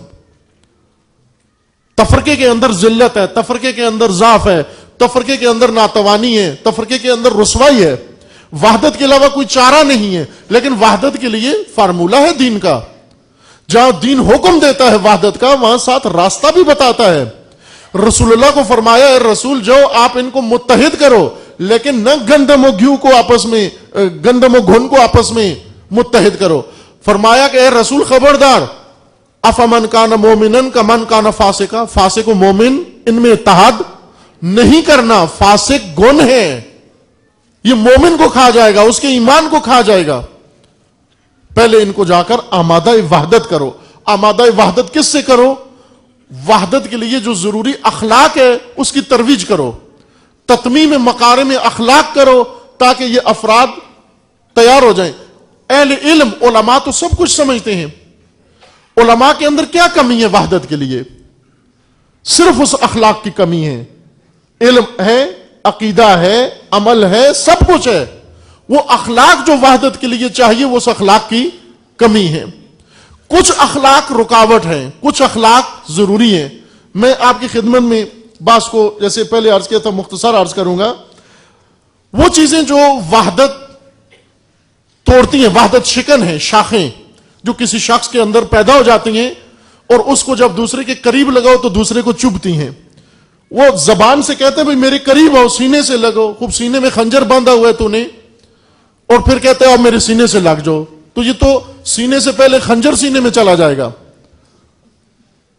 پہلے اپنے سینے سے خنجر تو اتارو. وہ خنجر کون سے ہیں جو کسی انسان کے ساتھ آ جاتے ہیں جو خنجر سے زیادہ دردناک ہیں؟ وہ یہ ہیں عزیزان. پہلا جہالت اور نادانی. جہالت یعنی صفاحت، بے وقوفی. بے وقوفی بہت بڑی رکاوٹ ہے وحدت کے اندر. خودخواہی و خود پسندی. خودخواہ انسان جب نعرہ لگائے وحدت کا، اس سے بچو آپ. خودخواہ آدمی جب وحدت کا نعرہ لگائے اس سے بچو آپ. وہ ایک لطیفہ ہے کہ بعض لوگوں کے، اب میں مثلا اس کو آپ کے ذوق کے مطابق بیان کروں کہ اگر لڑائی ہو آپ کی کسی سکھ کے ساتھ، مثال دے رہا ہوں میں، اگر کسی سکھ کے ساتھ آپ کی لڑائی ہو اور وہ لڑائی چھوڑ کے بھاگ جائے تو آپ بھی بھاگ جاؤ. سمجھ رہے ہیں یا نہیں سمجھ رہے ہیں؟ اگر کسی سکھ کے ساتھ آپ کی لڑائی ہو اور لڑائی کے درمیان میں وہ لڑائی چھوڑ کے بھاگ جائے تو آپ بھی بھاگ جاؤ. کیوں؟ اس لیے وہ پتھر اٹھانے گیا ہے. آپ یہ نہ کہو کہ وہ ڈر کے بھاگ گیا ہے، وہ پتھر اٹھانے گیا ہے. اگر آپ کھڑے رہے تو وہ واپس آ جائے گا. جس طرح بعض ہوتے ہیں لڑائی چھوڑ کے بھاگ جاتے ہیں گھر سے بندوق اٹھا کے، آپ خوش ہو گئے کہ میں نے شکست دے دی، بھاگ گیا ڈرپوک بزدل. اسی وقت موبائل ملاتے ہیں جی بھاگ گیا، دوسری طرف وہ فائر مارتا ہے ادھر ہی ڈھیر کر دیتا ہے ہم کو. خودخواہ آدمی، خود پسند انسان، وہ وحدت کے لیے موضوع نہیں ہے. اس کا تزکیہ ضروری ہے، اس کی خودخواہی کی شاخ کاٹنے کی ضرورت ہے. ایک ہے مطلق سوچ، مطلق سوچنا یا مطلق اندیشی. مطلق سوچنا، توجہ فرمائیں، یعنی دوسروں کو بلا قید و شرط، جب اپنا موقف کو یو بلا قید و شرط دوسرے آ جائیں میرے ساتھ مل جائیں، اس میں بلا قید و شرط، دوسرے کو جرأت اظہار بھی نہ ہو، اس کو رائے کی بھی تنقید کی بھی کوئی بھی اجازت نہ دیں. کوئی چیز مطلق نہیں ہے. مطلق یعنی بغیر قید و شرط کچھ بھی نہیں ہے، حتی توحید. یہ امام اشتم کی حدیث ہے نا جو سلسلۃ الذہب، امام علیہ السلام نے فرمایا، وہ حدیث قدسی بیان فرمائی کہ اللہ تعالیٰ کا فرمان ہے کلمۃ لا الہ الا اللہ حصنی فمن دخل حصنی امن من عذابی. پھر امام نے فرمایا کہ ولیکن بشرطھا و شروطھا وانا من شروطھا. امام علیہ السلام نے فرمایا کہ لا الہ الا اللہ نجات کا ذریعہ ہے لیکن مشروط ہے. مطلق وہ بھی کہ آپ صرف کہو میں لا الہ الا اللہ کہوں گا اور بس، نہ، لا الہ کے ساتھ شرائط ہیں، لا الہ کے قیود ہیں. کوئی چیز دین کے اندر ایسی مطلق نہیں ہے. لیکن بعض لوگوں کے دماغ پر یہ آ جاتی ہے، جس طرح آپ کہتے ہیں مطلق العنان لوگ، مطلق العنان وہ لوگ ہوتے ہیں جو کسی کی دخالت قبول نہیں کرتے، کسی کی شراکت قبول نہیں کرتے، کسی کا مشورہ قبول نہیں کرتے، ہر چیز ان کی ہو مطلق، کوئی قید و شرط قبول کرنے کے لیے تیار، کوئی حد و پابندی قبول کرنے کے لیے تیار نہیں ہے۔ اب یہ سوچ تو وحدت نہیں ہے اس سے آ سکتی، اس سوچ کو تزکیے کی ضرورت ہے۔ اس شخص کے اندر اتنی صلاحیت آ جائے، اتنی اس کے اندر تربیت ہو جائے کہ قبول کرے دوسروں کو، برداشت کرے دوسروں کو۔ یہ انحصار طلبی، انحصار پسند ہونا، انحصار پسند یعنی ہر چیز ہمارے ماتحت ہو، ہر چیز ہمارے نام سے ہو، اور کوئی چیز ہمارے علاوہ، جو ہمارے علاوہ غلط ہے، باطل ہے، اس کو ختم ہو جانا چاہیے، اس کو نابود ہو جانا چاہیے۔ متحد کیسے ہوں گے؟ آپ اپنے اندر سب کچھ انحصار سمجھتے ہیں، میں اپنے اندر ہر چیز کو منحصر سمجھتا ہوں، تیسرا اپنے اندر اگر 10 انحصار پسند جو ہر چیز کو اپنے اندر منحصر کرنا چاہتے ہیں، اپنے اندر ہر چیز کو دائرہ اس کا مخصوص کرنا چاہتے ہیں، یہ 10 آدمی کیسے مل سکتے ہیں اپنے اندر؟ جب ایک دیگ ہو اور 10 بھوکے، اور ہر بھوکا چاہتا ہو کہ فقط دیگ اس کی ہو، کسی اور کی نہ ہو، یہ دیگ کسی کے ہاتھ نہیں آئے گی، یہ وہ ٹوٹ بٹوٹ کی کھیر ہو جائے گی۔ جو اس شاعر نے لکھا تھا نا کہ ایک کہانی ہوتی تھی بچوں کے لیے، سلیبس میں ہوتی تھی اسکول کی کتابوں میں، وہ کیا تھا، صوفی تبسم کی نظم تھی، ٹوٹ بٹوٹ نے کھیر پکائی، وہ پھر اس نے بتایا اس میں کہ پیسے کس نے دیے، چندہ کیسے جمع کیا، ٹوٹ بٹوٹ نے کھیر پکائی، خالہ نے دی 1 اکنی، بابا نے دی 1 دونی، خالو نے دی 1 چونی، وہ سب نے مل کر کھیر پکائی۔ پھر دعوت کا ذکر ہوا، یہ چندے کا ذکر تھا کہ چندہ جمع کیا گیا، چندہ جب اکٹھا ہو گیا پھر دعوت نامے بھیجے گئے۔ دعوت نامے کس کو بھیجے؟ دھوبی، کنجڑا، نائی آیا، پنساری، حلوائی آیا۔ خوب ظاہر ہے جب اتنی قومیں آ جائیں گی تو انہوں نے آ کر کیا کیا؟ سب نے آ کر دھوم مچائی، دیگ الٹ گئی، کھیر کسی کے ہاتھ نہ آئی۔ اب جب چندے کی کھیر پکے اور دھوبی، کنجڑا، نائی ہو، حلواری، پنساری ہو، حلوائی سارا آ جائے اور وہ آ کے دھوم مچائیں کہ یہ ہماری ہے، یہ دیگ میں نے چندہ دیا ہے۔ جس نے چونی دی وہ کہتا ہے دیگ میری ہے، جس نے دونی دی وہ کہتا ہے دیگ میری ہے، جس نے اٹھنی دی وہ کہتا ہے دیگ میری ہے۔ خوب جب سب چونی دے کے دیگ کے مدعی بن جائیں تو اس میں تو پھر تو دھوم مچے گی، یہ کھیر کسی کے ہاتھ نہیں آئے گی، یہ نہیں ہو سکتا۔ انحصار طلب انسان جو ہر چیز کو چاہتے ہیں ہماری ہو، کوئی چیز ہم سے باہر نہ ہو، اس کا وجود برداشت نہیں کرتے، اس طرح وحدت نہیں ہوتی۔ وحدت کے لیے تزکیہ چاہیے، اس صفت کو کنٹرول کرو، قبول کرو دوسروں کو۔ تنگ دلی و تنگ نظری وحدت کے لیے بہت بڑی رکاوٹ تنگ دلی ہے، سینہ تنگ ہونا، نگاہ تنگ ہونا، ذہن تنگ ہونا، گنجائش نہ ہونا، کسی کی گنجائش۔ البتہ گنجائش ہے کس کی؟ کہ میرے مرید بن کر میرے ساتھ ہو، لیکن میری طرح بن کر کوئی بھی نہ آئے۔ پیر کبھی بھی پیر کو نہیں اپنے قریب آنے دیتا، پیر صرف مرید مانگتا ہے، پیر صرف مرید مانگتا۔ اگر مرید بن کر جو جتنے زیادہ ہوں اتنے اچھے ہیں، لیکن پیر کو قبول نہیں کرتا، وہ کہتے ہیں اس کو اس علاقے سے ہی نکال دو۔ مرید بن کر جتنے لاکھوں ہوں، کروڑوں ہوں، پھر بھی پیٹ بھرتا نہیں ہے پیر کا۔ اگر اسے کہو بھائی 1 ارب پیر تیرے ہو گئے، وہ کہتے ہیں 1.5 ارب ہونے چاہیے، ابھی 1.5 ارب تیرے مرید ہو گئے، اب کہتے ہیں 2 ارب ہونے چاہیے۔ مرید جتنے زیادہ ہوں، یہ نہیں کہتے کہ وحدت کے جو مثلا باتیں ہوتی ہیں تو یہ نہیں کہتے کہ ہم نہیں چاہتے جی آؤ، کہتے ہیں سارے آؤ۔ کدھر آؤ؟ وہ ہماری مریدی میں آ جاؤ۔ تنگ دلی و تنگ نظری، ایک ہے بدگمانی، سوء ظن۔ سوء ظن، ہر ایک کے اوپر سوء ظن رکھنا، یہ وحدت شکن اخلاق ہیں، یہ وہ شاخیں ہیں جو وحدت کو ختم کرتی ہیں۔ کہ زبان پر شعار وحدت ہو لیکن اندر انسان کے یہ صفات موجود ہوں، پھر کبھی وحدت برقرار نہیں ہوتی۔ اگر میں زبان سے وحدت کا نعرے لگاؤں اور اندر سے بدگمانی ہو، انحصار طلب ہوں، یہ ساری صفات اگر میرے اندر ہوں نا، کبھی بھی وحدت نہیں ہو سکتی۔ بدگمانی و سوء ظن جو ہر مومن کے لیے ممنوع ہے، وہ خصوصاً وحدت کے لیے سوء ظن ختم کرنا ضروری ہے، چونکہ جب تک بدگمانی آپ کے دل میں کسی کے بارے میں ہے اس کے آپ قریب نہیں ہو سکتے، دل صاف نہیں ہو سکتا۔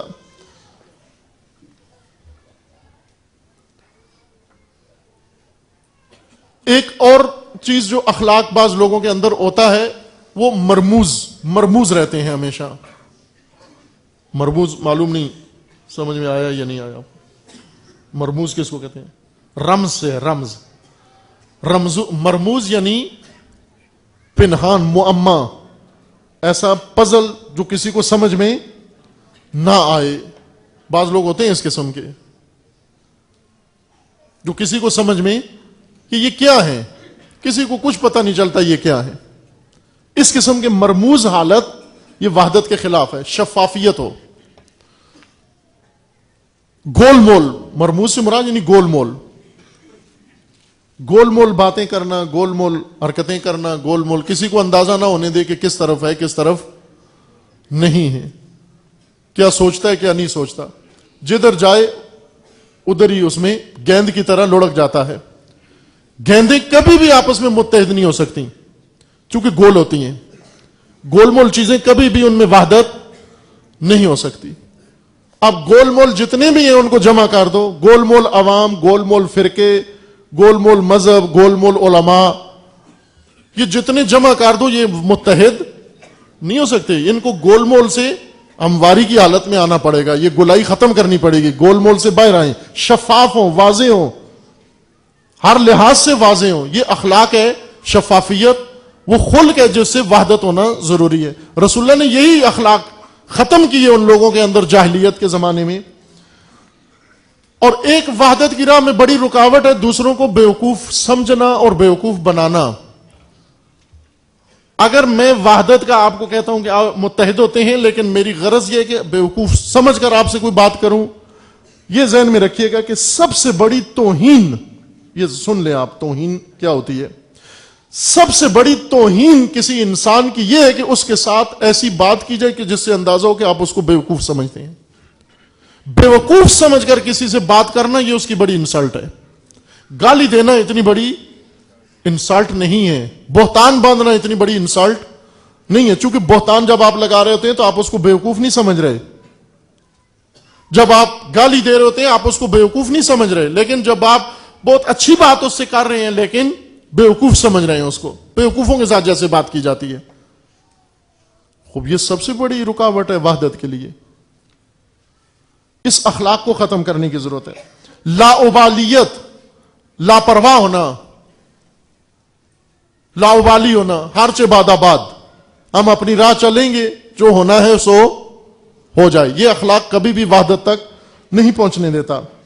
حب دنیا پرستی وحدت کی راہ میں رکاوٹ ہے۔ حب ریاست کا شوق ہو، جس کو صدارت کا شوق ہو، قیادت کا شوق ہو، وہ کبھی بھی نہیں متحد ہو سکتا دوسروں کے ساتھ۔ حب نفس، اپنی ذات کی محبت، حب دنیا، یہ اور ایک اور بڑا مضر اخلاق جو انسان کو وحدت سے روکتا ہے وہ غرور اور تکبر ہے۔ مغرور انسان کبھی بھی متحد نہیں ہو سکتا، وحدت اس کے نزدیک سے نہیں گزر سکتی، وہ وحدت قبول نہیں کرتا مغرور انسان۔ یہ وہ تزکیہ کی ضرورت ہے ان صفات کو ختم کرنے کے لیے۔ حسادت بڑی رکاوٹ ہے وحدت کے ایجاد کرنے کے لیے۔ اعلی کار ہو کے کام کرنا، اعلی کار ہونا یعنی خود نہ ہونا بلکہ کسی کے لیے کام کرنا، اصل ذہن کسی کا ہو، اعلی میں بنا ہوا ہوں کام کرنے کے لیے۔ خوب وحدت کا اعلی کار بن جانا، بس وہ وحدت چاہتا کوئی اور ہے اور میدان میں کسی اور کو اتارا ہے، جیسے کرائے کے وحدت کے لوگ ہیں، کرایہ لیتے ہیں وحدت کرانے کا۔ جس طرح بعض ہے نا دلال رشتے کراتے ہیں، البتہ یہ دین نے پسند کیا اس قسم کی وساطت کو کہ لڑکی لڑکے کا آپس میں رشتہ کرانا والدین کی آگاہی کے ساتھ، نہ والدین سے ہٹ کر، والدین کی شراکت کے ساتھ لڑکی لڑکے کا رشتہ کرانا، یہ دلالیت پسندیدہ ہے دین کی۔ لیکن کچھ لوگ کرائے کے لیے کرائے کے دلال بن جاتے ہیں، یہ ہمیں دو پیسے، وحدت کرانی ہے ہمیں دو ٹھیکہ، ہم وحدت کرا دیتے ہیں۔ وحدت کا بینر لگانا ہے، وحدت کا پوسٹر لگانا ہے، وحدت کا پروگرام کرانا ہے، پیسے دو ہم کرا کے دیتے ہیں۔ ہوٹل میں کرانا ہے، کون سے ہوٹل میں کرانا ہے، 5 اسٹار میں، 4 اسٹار میں، سپر اسٹار میں، کس کو بلانا ہے، جس کو بلانا ہے ہم وحدت کے لیے اس کو بلانے کے لیے تیار ہیں. کہ یہ وحدت کی یہ کوششیں زیادہ ہوتی ہیں ایک اعلی کار کے طور پر. عقیدہ ہونا ضروری ہے، معتقد ہونا، ایمان ہونا ضروری ہے. اعلی کار کا، رینٹل کا ایمان نہیں ہوتا اس چیز پر.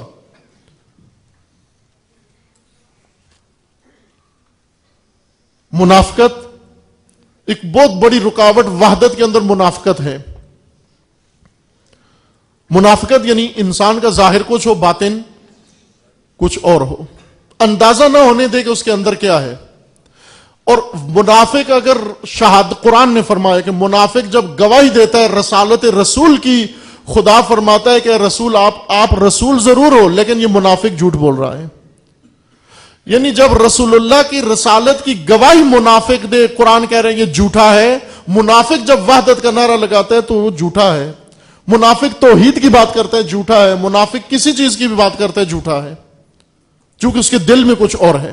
اس مرض نفاق کو تزکیے کے ذریعے سے ختم کرنے کی ضرورت ہے. خود برتر بینی، اپنے آپ کو برتر سمجھنا، اپنے آپ کو مافوق سمجھنا، یہ بیماری ہے جو انسان کو کبھی بھی متحد نہیں ہونے دیتی. عوام زدگی، عوام کا محبوب بننا، عوام کا ہر دل عزیز بننا. کچھ لوگ ہوتے ہیں جن کی خواہش ہوتی ہے کہ مجھے عوام بہت پسند کریں. یہ آدمی ہر وہ کام کرتا ہے جو عوام چاہتے ہیں. یہ وحدت نہیں کر سکتا کیونکہ کسی وقت بھی عوام زدگی میں آ کر کوئی حرکت انجام دے سکتا ہے. فریبکاری و خدعہ و نیرنگ، فریبکاری جس طرح قرآن نے فرمایا کہ کچھ لوگ ایسے ہیں یخادعون اللہ والذین آمنوا، اللہ کو اور مومنین کو دھوکہ دینا چاہتے ہیں، فریب دینا چاہتے ہیں. یہ وہ صفات ہیں جو وحدت کی راہ میں رکاوٹ ہیں. دیکھیں کچھ اخلاقیات ایسی ہیں، برے اخلاق جو انسان کو جنت سے روکیں گے. کچھ برے اخلاق ایسے ہیں جو انسان سے نعمتیں چھین لیتے ہیں، جس طرح دعائے کمیل میں ہے. کچھ برے اخلاق ہیں جن کی وجہ سے وحدت نہیں ہوتی. عقیدہ ایک ہوتا ہے، مذہب ایک ہوتا ہے، ایمان ایک ہوتا ہے، قبلہ ایک ہوتا ہے، رسول ایک ہوتے ہیں. جس طرح علامہ اقبال نے فرمایا کہ سب کچھ تمہارا ایک ہے، کیا بڑی بات تھی ہوتے جو مسلمان بھی ایک. جب سب ایک ہے، قبلہ و کعبہ و ہر چیز ایک ہے، مسلمان کیوں ایک نہیں ہے؟ اس لیے ان شاخوں کی وجہ سے ایک نہیں ہے، ان اخلاقیات کی وجہ سے ایک نہیں ہے. اب وہ اخلاق جس کی ضرورت ہے وحدت ایجاد کرنے کے لیے، وہ اخلاق جو رسول اللہ نے خود اپنایا اور اس امت کے اندر ایجاد کیا، اور وہی لوگ، وہ بدو، وہ دیہاتی، وہی جاہلیت کے لوگ جو بہت بدترین حالت میں رہ رہے تھے، رسول اللہ نے ایسی اصلاح کی، تزکیہ کیا ان کا، وہ بہترین امت بن گئے. قرآن گواہی دیتا ہے وہ بہترین امت بن گئے. ان میں جو رسول اللہ نے جو صفات ایجاد کی وہ ایک شرح صدر ہے. شرح صدر قرآنی صفت کہ امت بننے کے لیے، وحدت کے لیے شرح صدر ضروری ہے. صداقت، سچائی جو انسان کے اندر ہو وہ باہر ہو، جو زبان پر ہو وہی دل کے اندر ہو. روشن فکری، تحجر کبھی بھی یہ گن ہے. تحجر یعنی تنگ نظری، تنگ نظری جس میں انسان کا دین محدود ہو، جس میں انسان کی نگاہ محدود ہو، جس میں انسان کا عمل محدود ہو، یہ تنگ نظری تحجر ہے جو امام خمینی رضوان اللہ علیہ نے بیان فرمائی. اصطلاح تحجر یعنی جمود، یہ جمود وحدت کی راہ میں رکاوٹ ہے. روشن ہو انسان، ایثارگری وحدت کے لیے ضروری ہے. اگر انسان کے اندر صفت ایثار نہ ہو، ایثار یعنی اپنے اوپر دوسروں کو ترجیح دینا، دوسروں کو مقدم کرنا، اپنا حق بھی دوسروں کو دے دینا، یہ ایثار ہے. چھوڑ دینا ہر چیز کو، دین کی خاطر، ملت کی خاطر، قوم کی خاطر، دوسروں کی خاطر، سب کچھ ہر چیز سے دستبردار ہو جانا، چھوڑ دینا، یہ ایثار ہے. امیر المومنین علیہ السلام اسوہ وحدت ہیں. امیر المومنین نے جس طرح وحدت کی پاسداری کی، جتنی قربانی دی، سب سے بڑا ایثار امیر المومنین نے کیا. حتیٰ وہ حق مسلم جو خداوند تعالیٰ نے امیر المومنین کے لیے معین کیا تھا، رسول اللہ نے اعلان فرمایا، وہ حق بھی چھوڑ دیا تاکہ امت کے اندر وحدت برقرار رہے. مروت، عزیزان، مروت وحدت کے لیے ضروری شرط ہے. بغیر مروت کے، مروت یعنی ایسی مردانگی انسان کے اندر آئے تاکہ بہت سارے میدانوں میں جہاں پر انسان کے اندر قدرت ہے، طاقت ہے انتقام لینے کی، نہ لے. جہاں پر دوسرے کو نیچا دکھا سکتا ہے نہ دکھائے. جہاں پر فداکاری کرنی ہے وہاں پر کر دے. بقول حافظ کے کہ آسائش دو گیتی تفسیر ان دو حرف است. یہ شعر حافظ شیرازی کا ہے. آسائش دو گیتی، دو گیتی یعنی دو جہان، اس دنیا کی سعادت اور اس دنیا کی سعادت، دنیا و آخرت کی سعادت دو کلموں کے اندر ہے، دو چیزوں کے اندر ہے. آسائش دو گیتی تفسیر ان دو حرف است. با دوستاں مروت با دشمناں مدارا، کہ دوستوں کے ساتھ مروت سے پیش ہو اور دشمنوں کے ساتھ مدارا کرو، تحمل کرو، بہت ساری سختیاں جھیلو، لیکن دوستوں کے ساتھ مروت سے پیش ہو. کسی کو شرمندہ نہ کرو، کسی کو پشیمان نہ کرو. یہ جو بعض لوگ ہیں نا کہتے ہیں ہم تو منہ پہ کہہ دیتے ہیں، یہ بے مروت لوگ ہوتے ہیں، بے نزاکت لوگ ہوتے ہیں، یہ نامرد لوگ ہوتے ہیں جو ہر چیز منہ پہ کہہ دیتے ہیں. نہیں کہنی چاہیے ہر چیز منہ پر. اگر کسی کا عیب آپ کو پتہ چل گیا نہ کہو اس کو منہ پر جا کر. اللہ ستار العیوب ہے. اگر اللہ تیرے عیب تجھے تیرے منہ پر لکھ دے تو کیا منہ نکالنے کے قابل رہ جائے گا. با دوستاں مروت با دشمناں مدارا، یہ دو عالم کی سعادت کا یہ نسخہ ہے، مروت و مدارا. وحدت اس سے ہوتی ہے. حسن ظن کہ اس منفی صفت میں عرض کیا تھا، حسن ظن یعنی تمام مومنین و تمام مسلمانوں کے بارے میں حسن ظن رکھو، سوء ظن نہ رکھو ان کے بارے میں. شجاعت، وحدت کے لیے دلیری کی ضرورت ہے، شجاعت کی ضرورت ہے. شجاعت سوچ کی شجاعت، فیصلے کی شجاعت، اقدام کی شجاعت، دوسروں کو برداشت کرنے کی شجاعت، یہ دلیری، بہادری. بعض اوقات انسان کسی مقابلے میں، پہلوان کے مقابلے میں لات اور مکے کے مقام پر تو شجاعت دکھا دیتا ہے، لیکن دوسروں کو برداشت کرنے کی شجاعت انسان کے اندر موجود نہیں ہوتی. وہ بزدل انسان ہوتا ہے جو کسی کو برداشت نہ کر سکے. زہد، حقیقی زہد، البتہ نہ نمائشی زہد، حقیقی زہد. زہد سے مراد یعنی ریاست و قیادت کی محبت انسان دنیا سے نکال دے، اس کو انسان دل سے نکال دے، یہ حقیقی زہد ہے. اور شعور و آگاہی، اتنا شعور بلند ہو انسان کا کہ اس کو پتہ ہو کہ وحدت کتنی اہم چیز ہے، کتنی بنیادی چیز ہے، اور اس کی خاطر مجھے اگر کوئی قربانی بھی دینا پڑتی ہے تو میں دینے کے لیے تیار ہوں. اور خلوص و اخلاص جسے روایات کے اندر ضروری بہت تاکید کی گئی ہے. یہ میں نے فہرست صرف آپ کی خدمت میں عرض کی ہے، ان میں سے ہر اخلاق کو وضاحت کی ضرورت ہے. عزیزان، جب تک قوم کا، جب تک طبقات کا، فرقوں کا، ہر وہ لوگ جن میں تفرقہ ہے، جب تک ان کا تزکیہ نہ ہو اور یہ وحدت پسند اخلاق جو وحدت کے لیے لازمی و ضروری ہے، یہ اخلاق جب تک ان کے اندر نہ آئے، ممکن نہیں ہے. دو بھائی اگر یہ اخلاق ان کے اندر نہ ہو، ان میں وحدت نہیں ہو سکتی. دو عالم اگر یہ اخلاق ان کے اندر نہ ہو، وحدت نہیں ہو سکتی ان کے اندر. اس لیے رسول اللہ کو حکم دیا کہ آپ نے تزکیہ کرنا ہے، آپ نے منشور ان کو تلاوت کرنا ہے، اور آپ نے تعلیم کتاب و حکمت ان کو دینی ہے، پھر یہ امت واحدہ بنیں گے.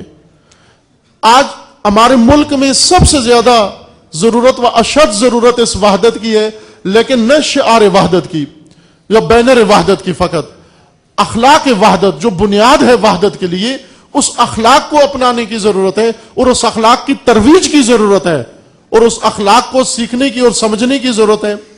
اس اخلاق کو اپنا کر عمل کر کے اس کے اوپر بنیاد وحدت رکھنے کی ضرورت ہے. اور اگر یہ بنیاد رکھ دی جائے، یہ ادب و اخلاق کی بنیاد، اس وقت وحدت کے لیے میدان ہموار ہو جاتا ہے.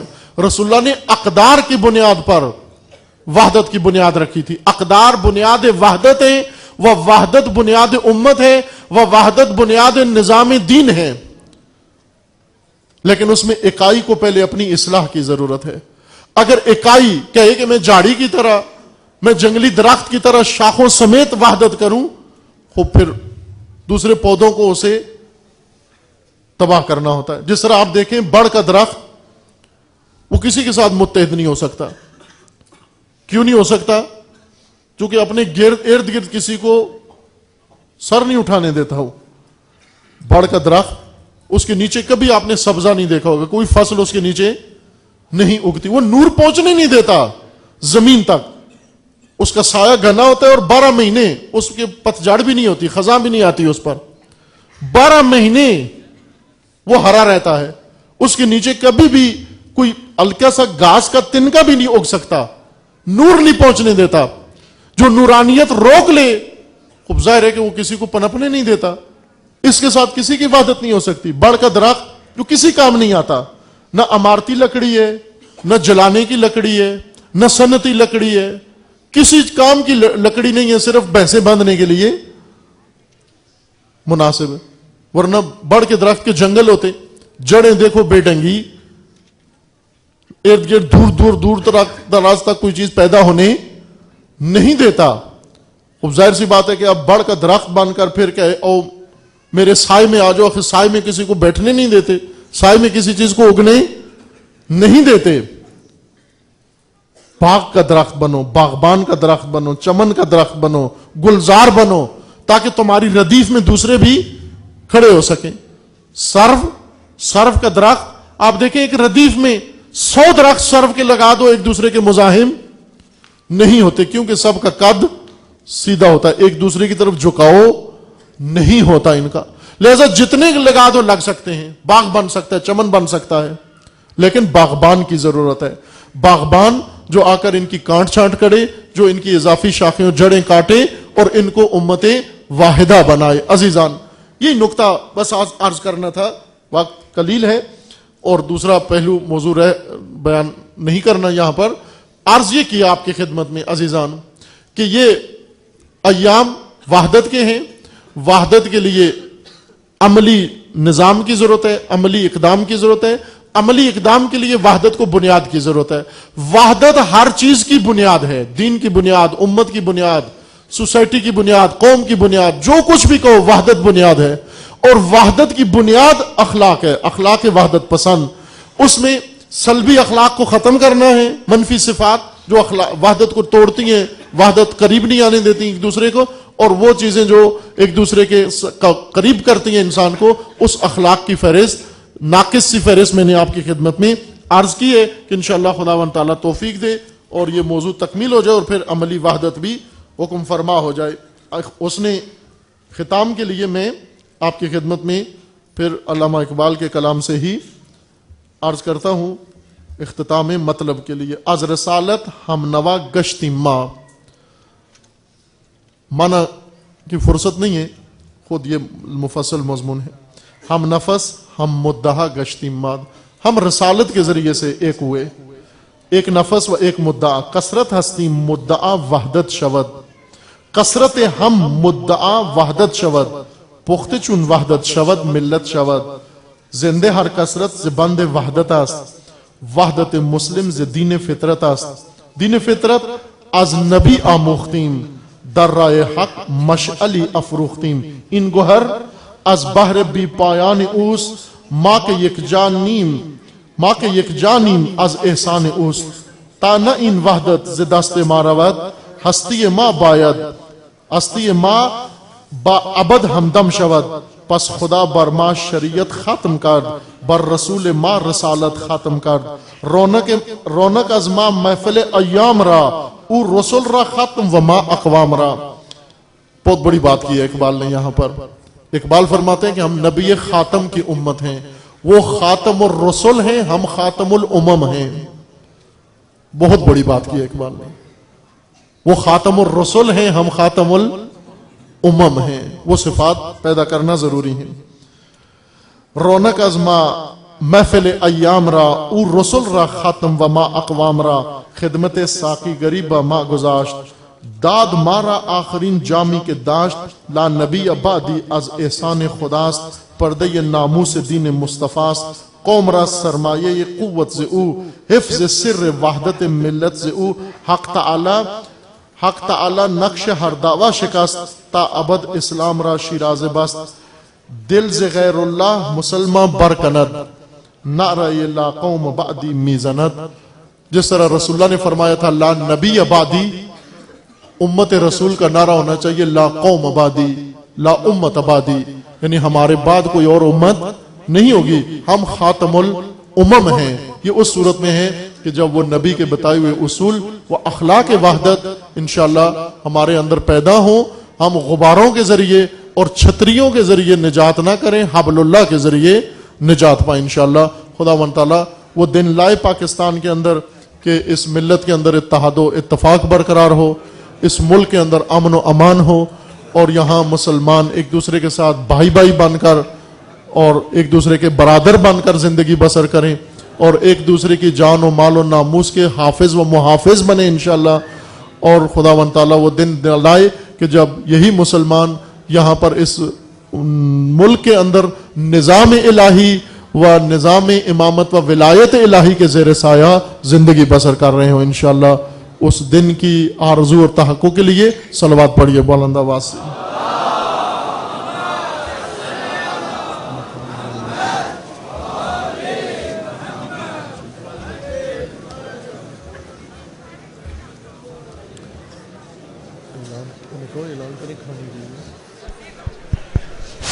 تمام برادران جو ہے وہ مل کر دعائے وحدت پڑھیں گے، اپنے ہاتھوں میں ہاتھ کر تمام برادران مل کر جو ہے وہ یہ دعائے وحدت پڑھیں گے، اور اس کے بعد انشاءاللہ آپ لوگ کھانا تناول فرمانے رہیں گے۔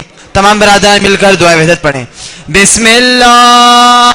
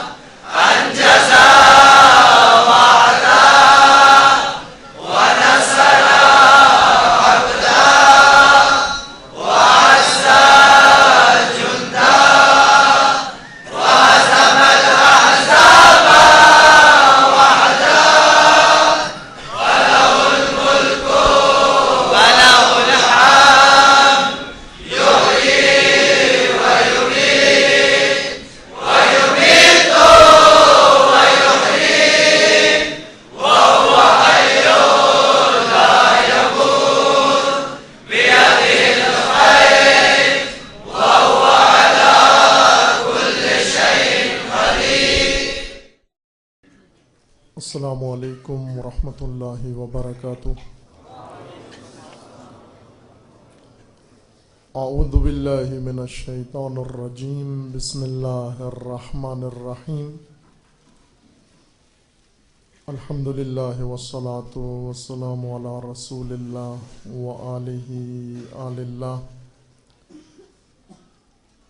واللعنۃ الدائمۃ علی اعدائہم اعداء اللہ من یوم عداوتہم الی یوم لقاء اللہ، اما بعد، فقال اللہ تبارک و تعالی فی کتابہ المجید وفرقانہ الحمید، اعوذ باللہ من الشیطان الرجیم، لقد من اللہ علی المؤمنین اذ بعث فیہم رسولا من انفسہم یتلو علیہم آیاتہ ویزکیہم ویعلمہم الکتاب والحکمہ وإن كانوا من قبل لفی ضلال مبین۔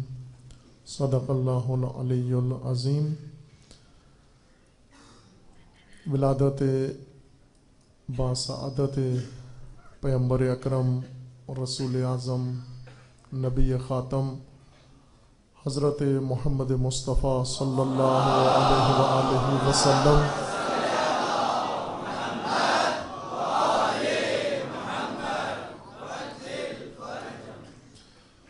و فرزند برومند پیغمبر اکرم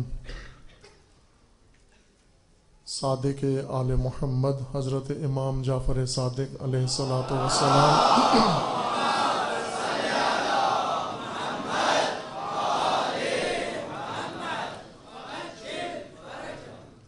آپ تمام مومنین کرام، خواہران گرامی و تمام راہروان راہ امامت و رسالت، جہاں تمام مومنین کے دل خوشی سے مالا مال ہیں، ہمیں ایک سوال اپنے ذہنوں میں یہ اٹھانا ہے کہ آیا جس کی میلاد پر اور جس کی ولادت پر اور جس مناسبت سے ہم خوش ہیں، وہ خود بھی آج ان خوشیاں منانے والوں سے خوش ہے یا نہیں ہے؟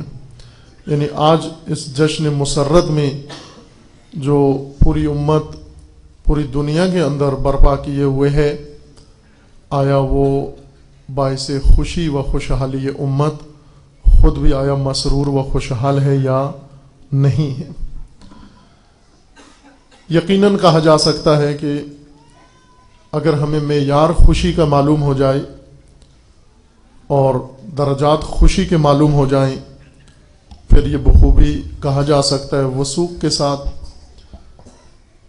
کہ وہ تمام بشریت کی خوشی کا منبع و مرکز خود آج اپنی ملت کے حالات کی وجہ سے خوشحال نہیں ہے۔ اس وقت دردناک ترین دل، دردمند ترین دل و رنجور ترین دل، اگر ہم کہہ سکتے ہیں بلا مبالغہ، وہ قلب نورانی پیغمبر اکرم صلی اللہ علیہ وآلہ وسلم ہے۔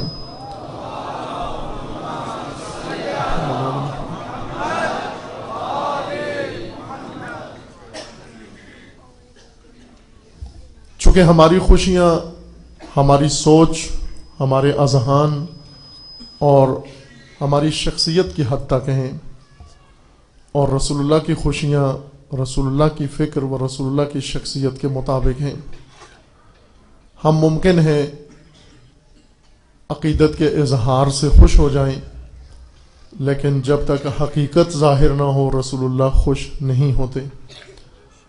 اور سب سے بڑھ کر جو چیز تکلیف دہ ہے، جزو ما لا ینفک است، ان کے شان اوس یہدی من یرید، از رسالت حلقے گرد ما کشید، حلقے یہ ملت محید افزاستی، مرکز او وادی بتہاستی، ماز حکم نسبت او ملتیم، اہل عالم را پیام رحمتیم، از میان بحر او خیزیم ما، مثل موج از ہم نمی ریزیم ما، امتش در حرز دیوار حرم نعرزن مانند شیران در عجم، معنی حرفم کنی تحقیق اگر، بنگری با دیدہ صدیق اگر، قوت قلب و جگر گرد نبی، قوت قلب و جگر گردد نبی، از خدا محبوب تر گردد نبی، قلب مومن را کتابش قوت است، حکمتش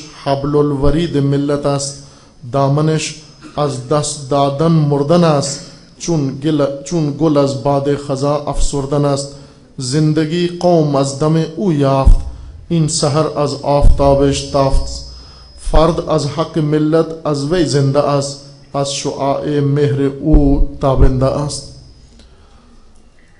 یہ ایام باسعادت، ایام جشن و سرور جو تمام عالم کے اندر باعث سرور و مسرت و خوشحالی ہیں امت مسلمہ کے لیے،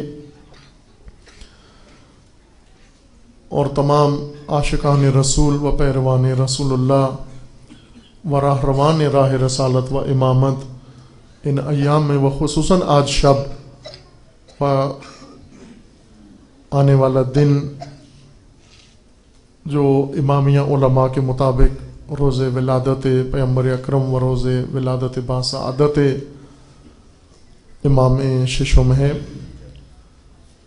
ان محافل جشن و سرور میں پیغمبر اکرم کے لیے آج اپنی امت کا حال دیکھ کر وہ تفرقہ اور نزاع ہے امت کے اندر اور امت کی تقسیم ہے مختلف فرقوں کے اندر، مختلف گروہوں کے اندر، اور ان فرقوں اور گروہوں کے آپس میں ناموزون و نامناسب تعلقات ہیں کہ سب سے زیادہ رنج رسول اللہ کو اس تفرقے اور اس نزاع سے حاصل ہوتا ہے۔ اگر ہم چاہتے ہیں اپنی خوشیوں میں رسول اللہ کو شریک کریں اور رسول اللہ کی خوشیوں میں ہم شریک ہوں، تو رسول اللہ ہماری خوشیوں میں اس وقت شریک ہوں گے جب رسول اللہ کی خوشی کا کوئی سامان فراہم کیا جائے۔ آج کل جتنے جشن ہوتے ہیں، خواہ یہ جشن ہو یا دیگر مقامات پر، ان میں ہم ہر وہ اہتمام کرتے ہیں جو ہماری خوشی کا سامان ہو، خواہ وہ ماحول بنانا ہو، خواہ وہ گفتگو ہو، خواہ وہ اظہار عقیدت ہو یا جذبات عقیدت ہوں، یہ ہماری خوشیوں کا سامان ہے۔ لیکن سامان خوشی رسول وہ وحدت ہے امت کے اندر کہ جن حالات کے اندر آج امت اسلامی گرفتار ہے، وہ دوچار ہے، اور جن صورتحال کا سامنا ہے امت اسلامیہ کو، اس میں سب سے اہم مناسبت ان ایام میلاد کے لیے وہ اس باسعادت موقع پر سامان سرور رسول کا تذکرہ کرنا ہے، یعنی وحدت کا ذکر کرنا کہ امام راحل نے ان ایام کو 12 سے 17 تک، 12 اہل سنت کے علماء کے نزدیک روز ولادت ہے، و 17 علماء امامیہ کے ہاں روز ولادت ہے۔ ان ایام کو امام راحل نے ایام وحدت قرار دیا تاکہ ہر دو فرقے یا ہر دو گروہ پیروان دین و تمام امت مسلمہ کو تبریک و تہنیت عرض ہے۔ اور ساتھ ہی یہ ایام مبارک و باسعادت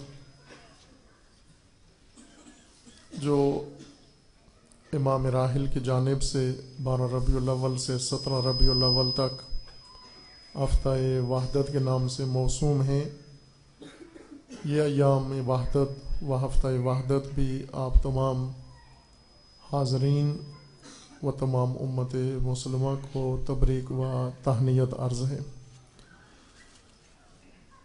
گفتگو کا آغاز